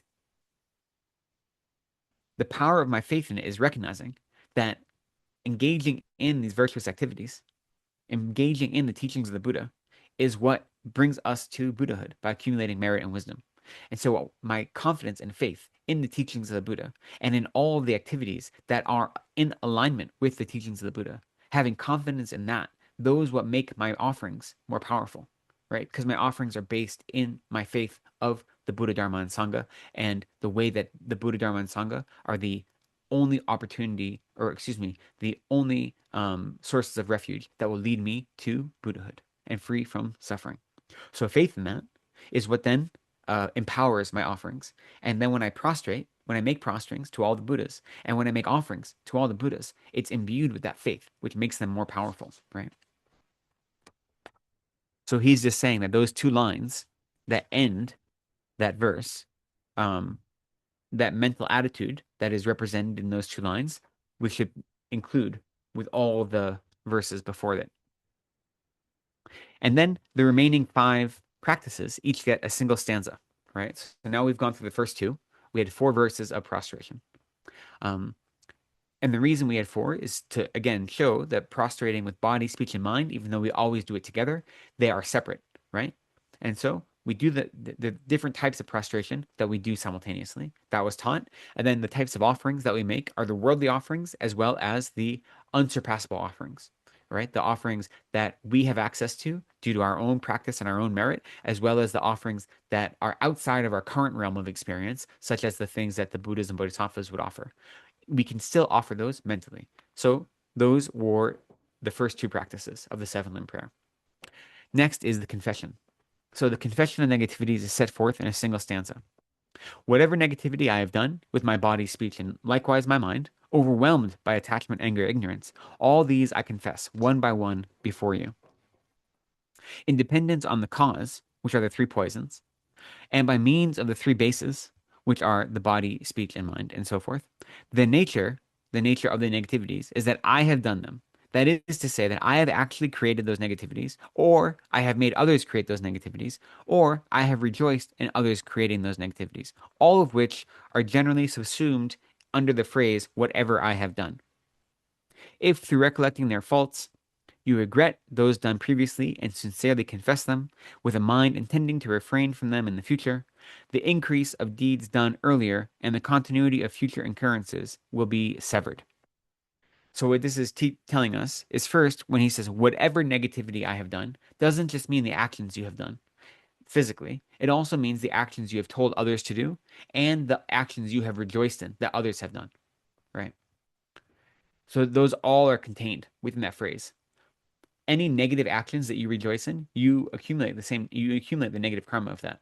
And if any negative actions that you tell someone else to do that they do, you also accumulate the negative karma from that, right? Which is why, being the president, for instance, is dangerous because when you go launch a war somewhere, every single soldier that's killed or civilian that's killed, you accumulate that karma because you're the one that told the soldiers or told the bombers to go engage in that fighting. So even though you don't physically do any killing, you've accumulated all the karma of killing from all of those beings that are killed, right? So it's very difficult to be in charge of other people's lives in that way. So whatever negativity I've done, not just the physical actions I've done, but those I've told others to do, and even others that I didn't tell them to do, but then when I saw it, I rejoiced in it. So when you see someone, even it's someone who has harmed others, when they receive punishment or when they themselves are harmed, if you rejoice in that, that's rejoicing in a negative virtue, a negativity, in a non-virtue. And that is a negative deed, right? So that is included when you say whatever negativity I've done. And then to confess it, you actually have to develop regret. And what do we mean by regret is we have to recognize the harm of non-virtue. If you don't actually recognize how non-virtue is harmful in your immediate moment as well as your future life, right? Then you can't actually generate regret. Your regret will be insubstantial. It'll just be words. So you have to recognize how harmful non-virtue is and how negative karma creates suffering in the immediate moment as well as in the future. By generating confidence in this, then you can realize that your actions of body, speech, and mind that were harmful, they you can generate actual regret for them. So regret isn't the same as guilt. Regret isn't the mind that says I'm a bad person because I've engaged in negative actions. Regret is the mind that recognizes that those negative actions cause harm and they cause harm to yourself and others, and there's no benefit, and therefore it's the wish to not again. It's the wish that you hadn't done them and to not again perform those actions in the future. That is what it means by regret. Regret is the motivation that stops you from engaging in harmful actions in the future because you look at harmful actions you've done in the past and you realize the harm that they've caused. It's not a judgment call. It's not guilt. It's not saying you should feel bad about it, that you are a bad person. It's recognizing that if you engage in harm, that is the consequence, right? And regret is a changeable mental factor because if you regret doing a virtuous activity, that regret itself is non-virtuous. So we have to be careful. You should never regret engaging in virtue. You only regret non-virtue. But if your regret isn't powerful, then the act of confession doesn't matter. The act of confession is just empty words if you don't have a mind of regret, you know? When we're talking about, so Tsongkhapa here is saying that with our act of confession, we really should be engaging in all four of the four opponent powers, right? So we want to purify negative actions. We talk about the four opponent powers. And here in the seven limb prayer, the act of confession really should be embodying all four of those. Even if the words don't, the mental action should be embodying all four opponent powers. So the four opponent powers are the opponent power of reliance, regret, remedy, and restraint. So reliance is a recognition that we have to rely upon whatever it is that we have engaged in harmful actions towards.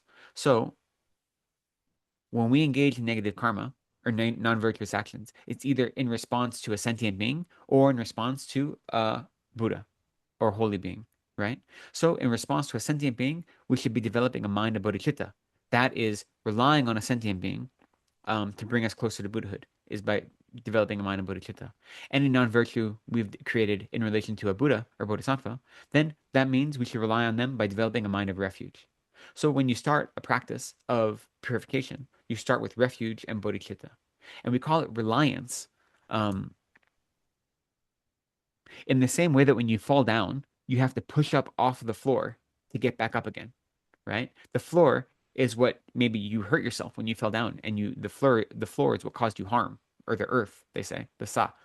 But you have to push off of that to be standing again.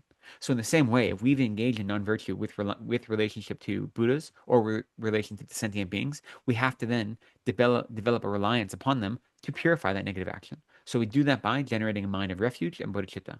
Refuge is reliance on the Buddha, is regarding all non-virtues we've done in reference to a Buddha, and bodhicitta is regarding all non-virtuous action we've done in reliance to a sentient being. And then regret, as I mentioned, that's the next step after reliance. Genuine regret. Not regret because you don't want to be punished, not regret because you don't want negative karma, but regret because you realize that the actions themselves were harmful. And it's not just actions in this life we have to think about, it's actions that we've done in the past as well that we don't have any memory of. When we generate a mind of regret, we look at our actions in this life and we use those as our basis. But then we say, I know that if I have been circling in samsara since beginning this lifetime, And I know that being born a human is so rare that in the past I have not always had the opportunities I have right now as a human. That in the past I've definitely engaged in the act of killing, in the act of stealing, in the act of lying, in the act of sexual misconduct. I've definitely engaged in all these harmful activities, including rejoicing when others engage in harmful activities. I don't remember doing it, and it may not have happened in this life, but I've definitely done it in the past. And therefore, I've definitely created negative karma with relation to those types of negative actions. And that negative karma, I have the opportunity to purify it now, to eliminate its potentiality so it can't ripen, or so it can't ripen completely, right? So we don't just think about the negative actions we've done in this life, but the negative actions from past lives as well. And that's what it means to generate a mind of regret. And then remedy is engaging in any virtuous activity as a counteraction to offset whatever non-virtue we've created. When you're doing a specific purification practice, we often will do something like the Vajrasattva visualization and recitation, but any virtuous activity can serve as a remedy. And then lastly, restraint or restraint. So the power of restraint is the promise that you won't engage in those non-virtues again in the future for as long as possible, right? So a complete act of purification is going to have all four of those opponent powers. And in the seven limb prayer, when we make a confession, then we should try to embody all four of those opponent powers in our practice of confession as well. Venerable, can I please ask about that? When we do the confession, how does the remedy happen in that mental action, in that line? So you can recognize that your remedy is that the fact that you're engaging in the whole seven limb prayer and that you are engaging in the seven limb prayer is part of a Dharma practice, right? So it doesn't have to happen immediately. Like as you recite this verse of confession, you're embodying the remedy through your practice itself. You can think of it that way. Thank you. Venerable, Yes. there could be situations where you ref where you mean to refrain from doing that action in the future, but maybe it's a culturally, you know, accepted practice. Like, I mean, I'm referring specifically to, say, gossip. And Hmm. you might like you in Hmm. your regret, you would of course say that well, obviously one has gossiped, and so that would be a regret. But also, maybe I'm not 100% sure that I can refrain from it Hmm. Hmm. forever and ever. So that's a bit of a So hypocrisy. then what we're advised to do is we are I know, honest for and you 15 minutes or something, yeah, right? like this. So Oh, exactly. So when you're doing a practice, if you know that you can't refrain from this action, then you do the best you can. You say, I'm going to refrain from it for as long as I possibly can, whatever that may be.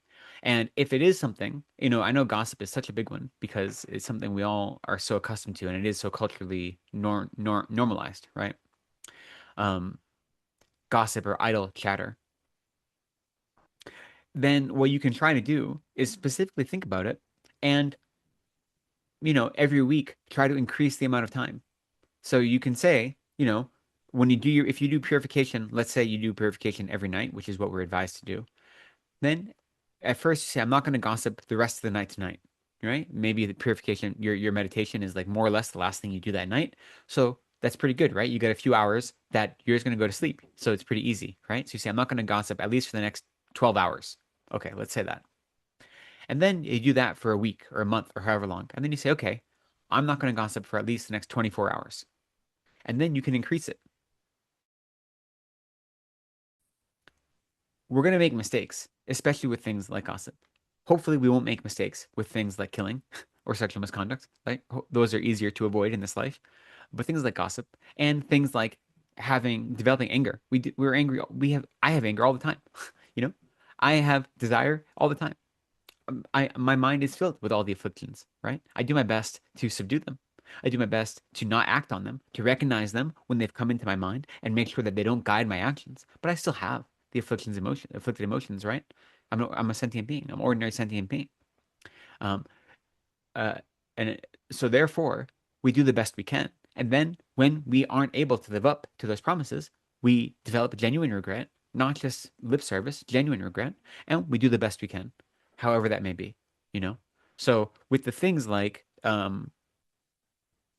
would love to be able to vow that I'll never get angry again. Like that would be wonderful. And I do my best to never be angry.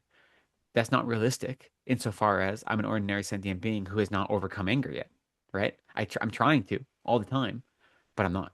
I'm not there. So I vow to never act out of anger whenever I do a purification practice. I think all the times that I've acted out of anger, engaged in harmful activity based on anger, and I vow never again to do that to the best of my ability. And then when I do, I regret it as quickly as possible. I try to generate regret as quickly as possible, and then include that into my purification practice as strongly as possible, recognizing that samsara is hard. I have been suffering in samsara since the beginning of this time, and I'm doing the best I can. And so, one of the ways to do that, especially with something like gossip, or depending on, you know, whatever your particular vice might be incremental and be honest. And that actually comes up later. Not that specific thing, but that kind of advice. So let's see if we can get to it. Just Hopefully one that was, last question, a short one. yeah. So, consuming gossip is also gossip, right? I mean, you might not be speaking the gossip, but you might be consuming it on social media or something like that. So, that would also be Mm. gossip, right? Well, I don't know. I would say that for the most part, I would say, again, there may be specific examples otherwise, but I would say consuming gossip, listening to gossip, seeking out gossip, like going on social media, is probably not gossip. Gossip itself or idle chatter is itself a specific non-virtue of speech. And you could say, if you're typing or whatever, that still counts as speech. If you're just consuming it, it's not a virtuous mind. It's a mind seeking out distraction. Um, but it isn't the same thing as gossiping. Now, if you're reading others' gossip or listening to it and rejoicing in it, or you're happy about it, then that is gossiping. But if you are just participating in it, or if you're with your friends, if you go out to coffee with your friends and they're gossiping, you cannot participate in their gossip and not rejoice in their gossip, but still be there with them and hold space with them. And then you wouldn't be gossiping, even if they are, you know? And that could be an intentional choice on your part. I mean, I don't use social media anymore, but when I did use it, I used it, I started on Facebook back when it was limited and only college students could be on it. And when I started, it was only like a half dozen colleges that were allowed to be on it at first, right? At first, Facebook first started, only Harvard students could be on it. And then they expanded to like a half dozen colleges. And you had to sign up with your college email address, and no other email addresses were allowed on. Like they get blocked. And then eventually it got bigger and bigger and bigger. So when I first started Facebook, I literally was on there to see people I knew in real life that I happened to have a digital connection with. And that is how I always use social media, is actually to connect with people that I'd met in real life and to see what was going on in their lives. And now that's not what it is anymore at all, right? It's all about, I don't even know what it's about. We all know what social media is doing to our minds. But my point is that I, at the end, like right around COVID is when I stopped using social media. I would still go on there to seek out people I knew, to see what they were doing, and to try not to gossip, but to learn about my family, my friends, to keep up with people. And then all the gossip that was still on social media, I just kind of tried to filter it out, right? Like that was not why I was there.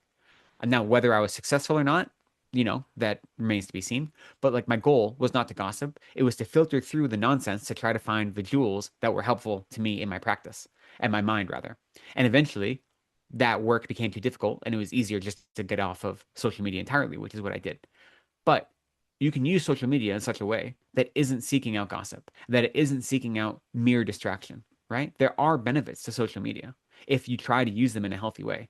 It's getting more and more difficult because that healthy use of social media does not really support the people that are creating social media, which is to say the people that are profiting off of social media, because it's not the addictive quality that they want it to be.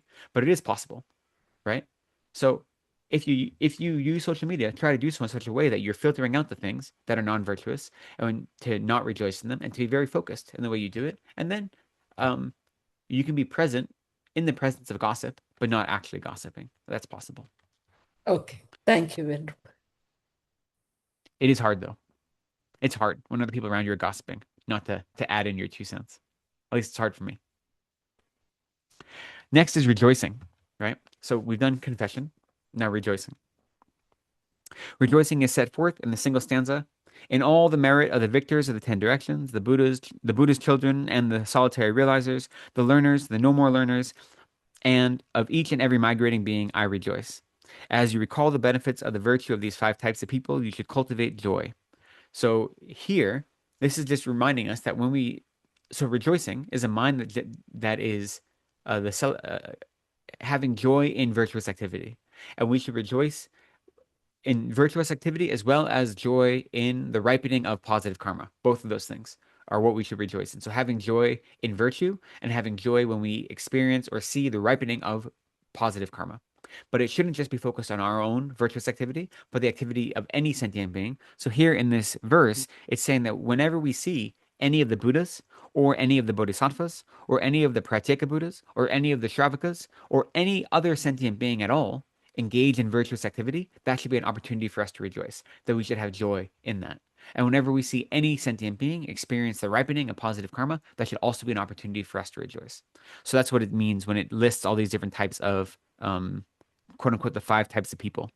The Buddha, the victors, which is Buddhas, the Buddha's children, which are bodhisattvas, the solitary realizers, those are pratyeka Buddhas, the learners and no more learners are 2 types of Shravakas or hearers, right? That's the of the 3 paths. We have the path of the Shravaka path, the Pratyeka Buddha path, and the Bodhisattva path, right? We have the 3 paths, or the 3 vehicles, excuse me. And then, and every of each and every migrating being. So those are the 5 types of people Tsongkhapa is referring to: Buddhas, Bodhisattvas, Pratyeka Buddhas, Shravakas, and all other sentient beings. So rejoicing is really powerful, right? Lama Zopa Rinpoche tells us it should be our favorite practice. And it's also the practice of all lazy people, because they say if you rejoice in the activities of someone who is um, more spiritually advanced than you, you actually receive double the amount of merit that they receive from their actual action. And if you rejoice in someone that's on the same spiritual level as you receive equal merit just by rejoicing in their activities. And if you rejoice in the activities of someone who has less spiritual progress than you receive half the merit they do. Now, I don't know about that calculus, but the point is whether you believe in merit calculus or not. I'm always, to be honest, that kind of calculus.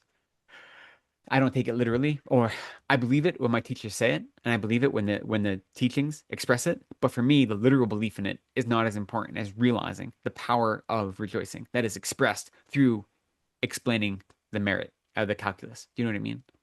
So for me personally, just recognizing that when someone else engages in a virtuous activity, if I can see that and that causes joy in my mind, that is powerful, because what that does is it aligns my mind to associate joy and virtue, right? It makes those 2 things inseparable.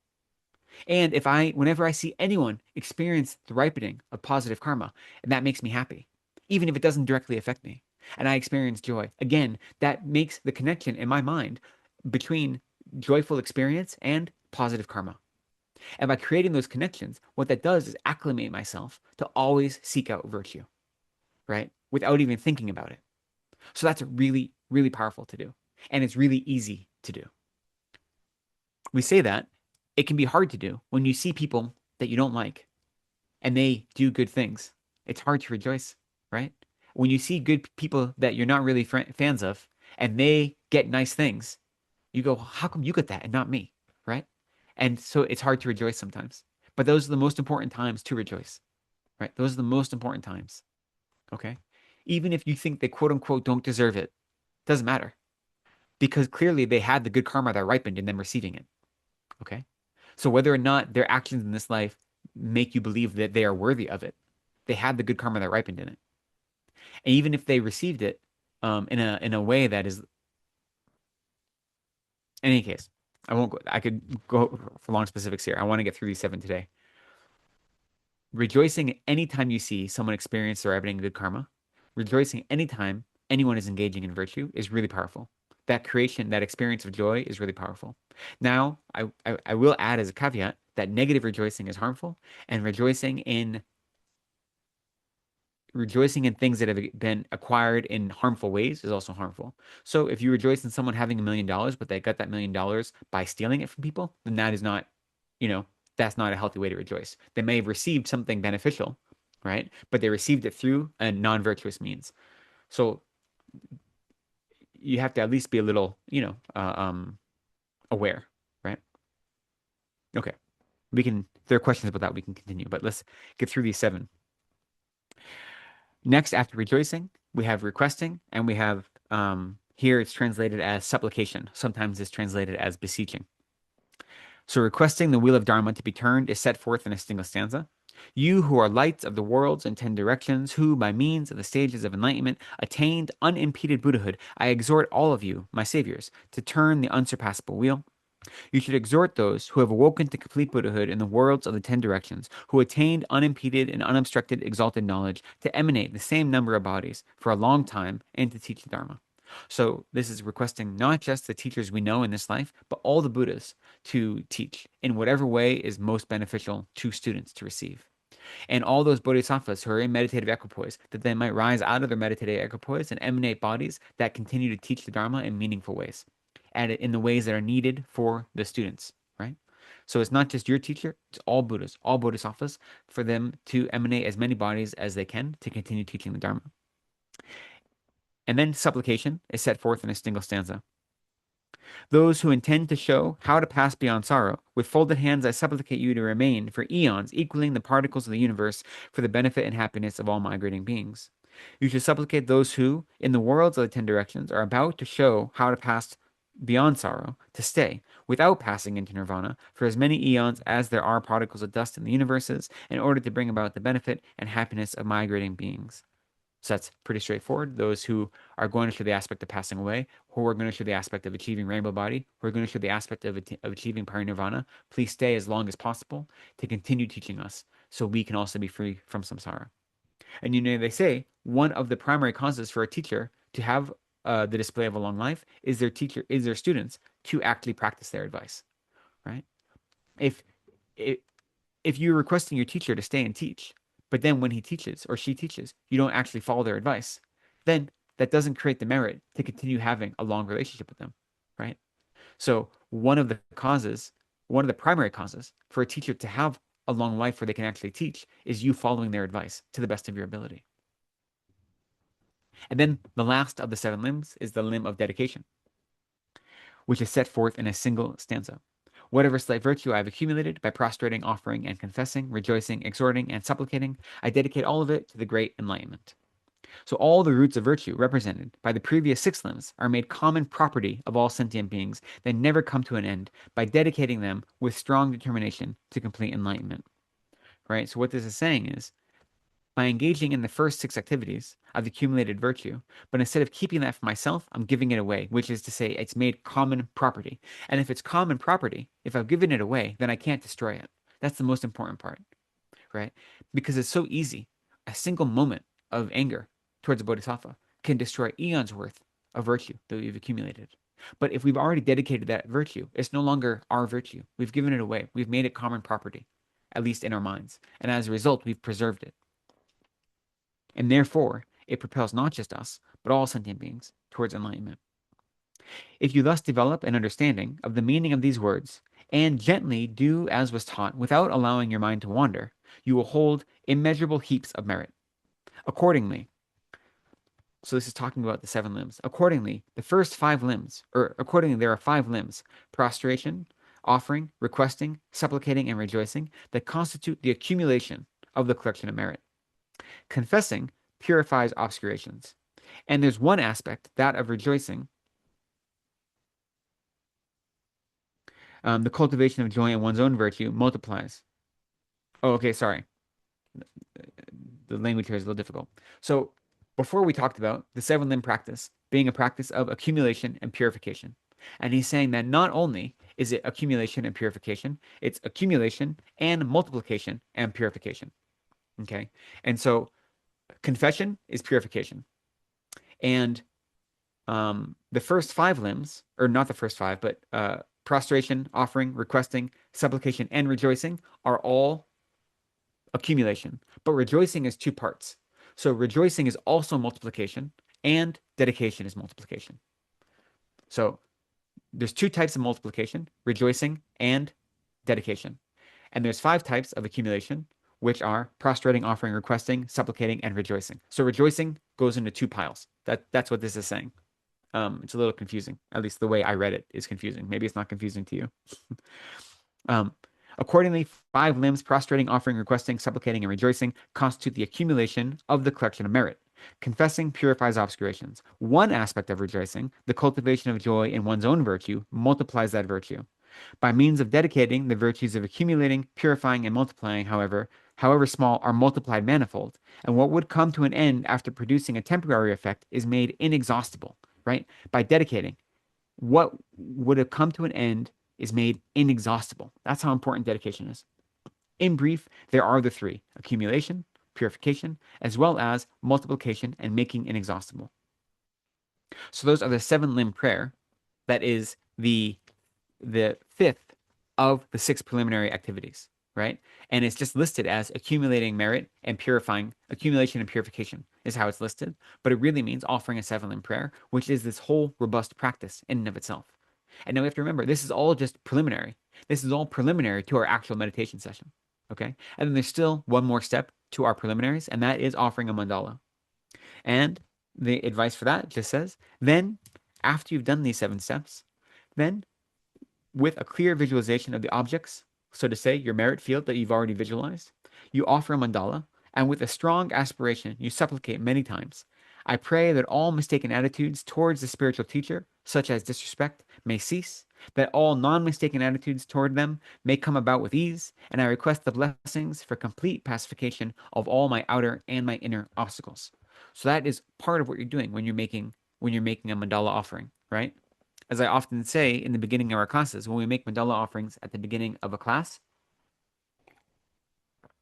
we generally make mandala offerings for 2 reasons. The first reason is to request teachings. So as a student, you should make a mandala offering before any teaching to request the instruction from the teacher. But then you also make a mandala offering, not just to the teacher, but to all the Buddhas and Bodhisattvas to request all of their blessings, right? And so that's what this is saying here. Before your meditation session, you make this request that says, by the blessings of all the Buddhas and Bodhisattvas who I visualize in front of me as part of my merit field, may all of my obscurations cease, may all of my obstacles go away, may all of my good qualities increase, and may all of my realizations that are in potentia be realized, right? So may, through the blessing of these, may all my mistaken attitudes be clarified and eliminated, may all my non-mistaken attitudes be strengthened, right? So that's what it means to receive the blessings of the Buddhas, is that, again, as I spoke right in the beginning, our realizations aren't something that happened to us. It's something we do for ourselves through our active transformation. We're responsible for it. So when I request all the Buddhas and Bodhisattvas to give me their blessings, and I make a mandala offering or any sort of request in that way, they would give me their realizations if they could. They would eliminate all of my negative minds if they could. They would wipe away all my non-virtue if they could, but they can't. What they can do is they can show me how to do that myself. They can give me the tools I need. So when I request the blessings of all the Buddhas and Bodhisattvas, what I'm really saying is, through your guidance and through the power of your inspiration, may my practice allow all my negative minds to be reversed, all my beneficial minds to increase, all of my virtuous activity and all of my good qualities to multiply exponentially, all the harm I've ever done to be purified so I don't ever do it again. That's what it means to receive the blessings of the Bodhisattvas, is that may I do the work that allows me to transform my mind so I can become a Buddha myself, so I can realize all the steps of the path as you have taught them, right? That's what the blessings of the Buddhas and Bodhisattvas are, is our own empowerment. It's not something they give us. It's something they awaken in us that allow us to then reach for that ourselves and to achieve it on our own. So that is the preliminary to the meditation session.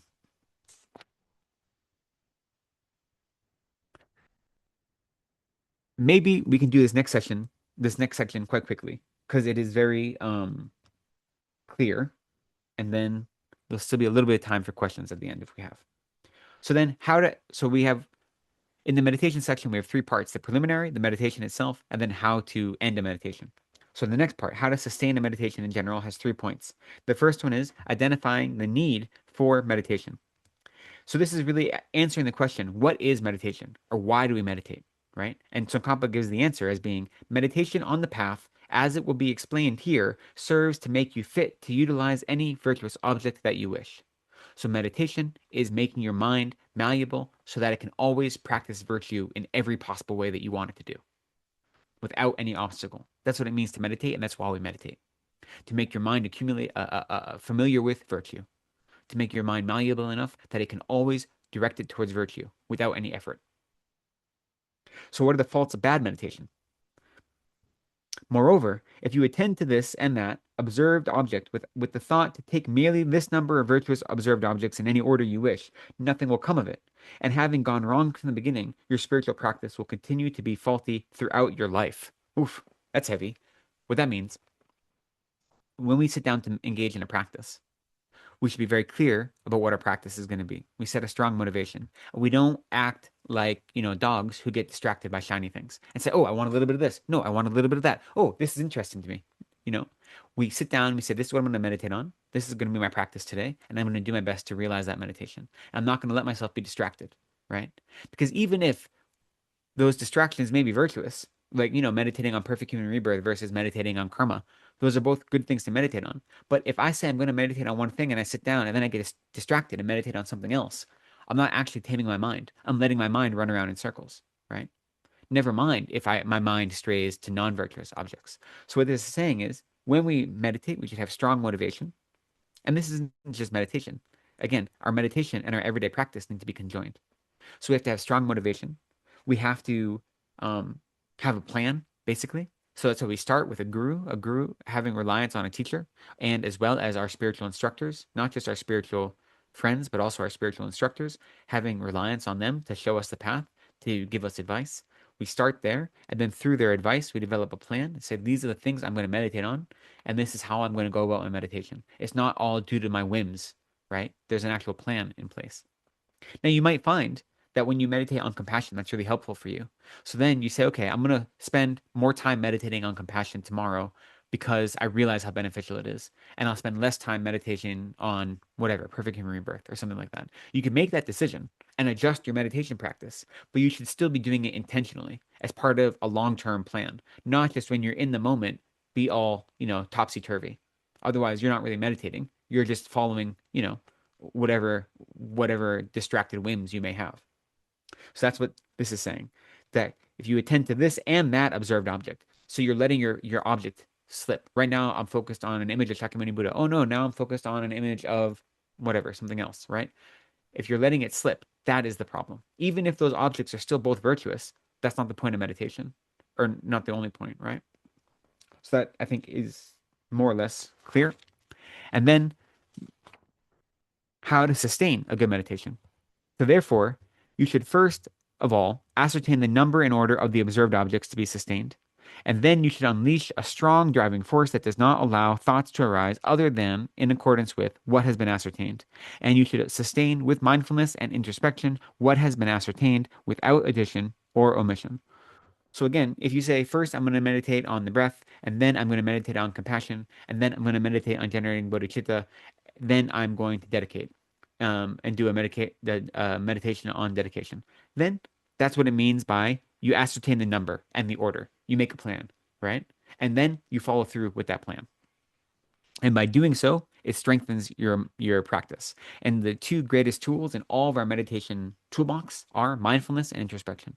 Mindfulness reminds us of the object that we're meditating on, and it is the memory or the holding, the stickiness to that object. And then introspection is the subtle mental factor that's always observing to say, are we actually sticking to what it is we're focused on?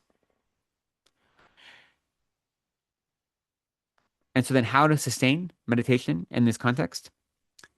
First, you should think about the benefits of reliance upon proper reliance on a guru and the faults of non-reliance. And then repeatedly, you should resolve never to allow your mind to get lost in conceiving faults in the guru and think of qualities like ethics and meditative stabilization that you yourself have perceived in them, cultivating the confidence that is a mind having the aspect of faith until it arises. And then you should consider, in accordance with the above quotations from the Sutra collection, the instances of beneficial kindness that you have received and are still receiving, and sincerely cultivate respect until it arises. So this is specifically talking about how to meditate on guru devotion, right? Because that's the first topic of the Lamrim that we're exploring. The first topic is how to properly rely on a guru. So this is saying, now that you have done the preparatory practices. Now that you've sat down and you have made a plan for your meditation, how do you go about doing it in a meaningful way? You should then meditate on the benefits of relying on a guru and the disadvantages to faulty reliance.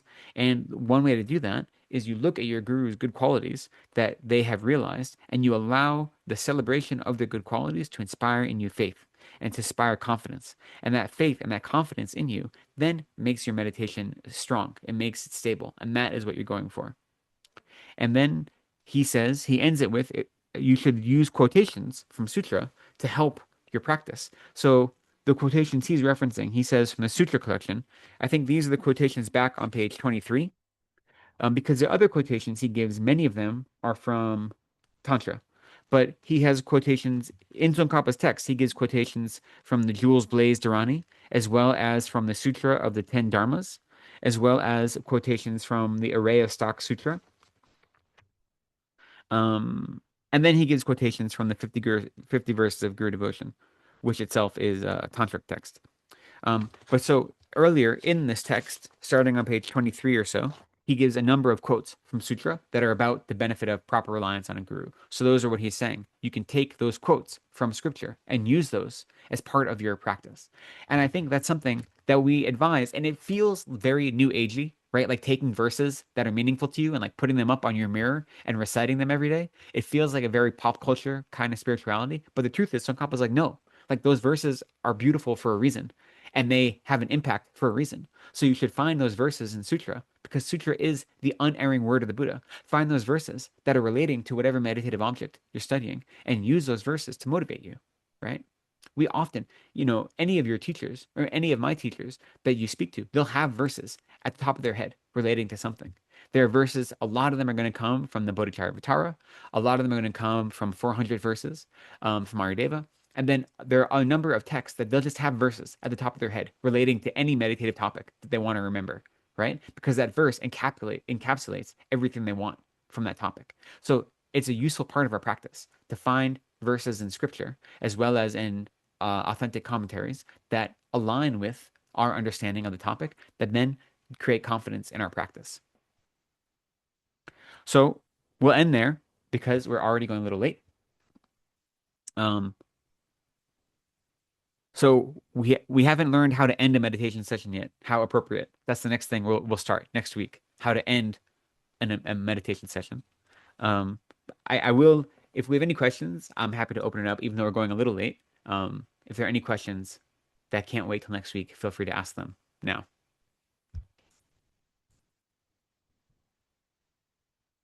No? Okay.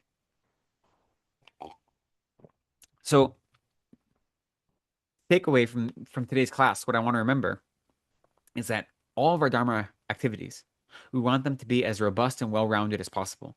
So here, what Tsongkhapa is teaching us is that before every meditation session, we want every single meditation session, which includes every time we sit down to study, every time we attend a Dharma teaching, every time we engage in intentional spiritual practice, we want it to be pervaded by as robust a practice as possible. And so the seven limbs brings us that multidimensional characteristic. So we can always be working to accumulate and purify and then multiply, right? That's what we want to be doing with all of our practices. And so the other preliminary practices, cleaning the room, setting up the objects of faith, making offerings to those objects, adopting an appropriate position with your body, as well as the appropriate position of your mind, which is to say, in a position of refuge in bodhicitta, then engaging in the activities of accumulation and purification, and then making a request via a mandala offering to receive the blessings of the Buddhas and the Bodhisattvas. Those all are useful tools to make every single intentional spiritual activity we do more complete, more robust, more fulfilling, right? And so whatever we're doing, we should try to incorporate as much of that as possible. And so the rest of this text is saying how to then meditate on these different objects, right? Right now, we have to remember we're still in the topic of how to properly rely on a guru. That's the subcategory we're in. We haven't moved beyond that. When we get to the next section, which we'll get to definitely next time, which is meditating on a precious human rebirth, that is under the subsection of what do you do once you've already learned how to properly rely on a guru. right? This first is relying on a guru, how to rely on a guru, what to do once you've learned how to rely on a guru. And that is where we get the topics of Lamrim that we're used to, starting with precious human rebirth. So in this context right now, we have to remember that all of these 6 preliminary activities should be directed at all of our Dharma activities, starting with relying on a guru, developing guru yoga or devotion, and then going through every single topic that we meditate on. Okay, so we'll leave it there. There are no questions. One thing I know, as usual, I would like you to read ahead to be prepared for us next week. And to just give you a little teaser or a little bit of a spoiler, that I think this is something that many of us aren't accustomed to, and we'll talk about it in detail next week. But we often say there's 2 types of meditation, right? That we have stabilizing meditation and analytical meditation. And Tsongkhapa is very clear.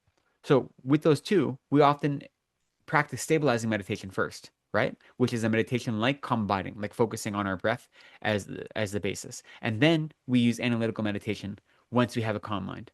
So Tsongkhapa very clearly says that's the wrong order, that we have to start with analytical meditation. Analytical meditation is the most important. And then from analytical meditation, we develop the capacity to engage in proper stabilizing meditation. So I know that that is a shock to the people who have studied before, because that's not the way it's taught to a lot of us. Very, very clear in the text. So I advise you to read ahead. And if you have questions about it, bring them with you next time, and we'll definitely talk about it next time. So that's giving you a little teaser for where we're going. Of course, we should be doing both, right? We should be doing stabilizing meditation and analytical meditation all at the same time. But that's jumping ahead. Okay, so I apologize for going long. Let's take a moment to dedicate any merit we've accumulated. Sorry, there we go. Let's recognize that through our actions together today, we have accumulated some merit, and instead of wishing for that merit to ripen on ourselves alone, we will make it the general property of all sentient beings, as Tsongkhapa says, by dedicating it. So may whatever virtue, may whatever merit or good karma we've accumulated be dedicated to all sentient beings, that they all might receive liberation from suffering, mental and physical suffering, that all of our teachers may continue to display long lives, they may continue to teach the Dharma, that all Dharma centers may continue to offer study and practice for sentient beings, that all those who have passed away may quickly find a perfect human rebirth and meet with Mahayana virtuous friends, and that we ourselves might quickly and more quickly achieve the state of perfect Buddhahood so that we might be of maximum benefit to sentient beings. So generate this strong aspiration and wish. And we'll recite these verses. The first one we'll recite once in English and then once in Tibetan, and then the next few verses we'll recite in English. May the supreme jewel of bodhicitta that is not arisen arise and grow. May that which has arisen not diminish, but increase more and more. Shanshu sem chorim poche, ma ke panam ke gyurche, kyewa nyam pa me pa yam, gone gondu pewar shok. In the land encircled by snow mountains, you are the source of all happiness and good. All-powerful Chenrezig Tenzin Gyatso, please remain until samsara ends. Savior of the snowland teachings and transmigratory beings, who makes extremely clear the path that is the unification of emptiness and compassion, to the lotus holder Tenzin Gyatso I beseech, may all your holy wishes be spontaneously fulfilled. May the glorious Guru's lives be long and stable. May all beings equally in the extent of space have happiness. May I and others without exception accumulate merit and purify negativities, and may we be blessed to quickly attain Buddhahood. Thank you so much, everyone. Thank you for spending this time with me today. I appreciate all of you. I look forward to seeing you again soon. Take care. Thank you. Thank you, Thank you Venerable. so much, Thank Venerable. you. Thank you, Thank Venerable. you, everyone, for joining us. A quick reminder on our upcoming program. So tomorrow we have the next session of the Bodhisattva's Way of Life. And next weekend we have special program, a visiting teacher, Venerable Tenzin Namchom, who you may know, who will be teaching both days on the Vajrakara Sutra. Yes, and then we will, I think, continue with the middle and Lamrim. You can consult the monthly calendar. Thank you so much for joining us. And if you'd like to join us in offering 3 prostrations to the 3 jewels of the Buddha, Dharma, and Sangha to seal the session and the merits, thank you so much. See you again soon.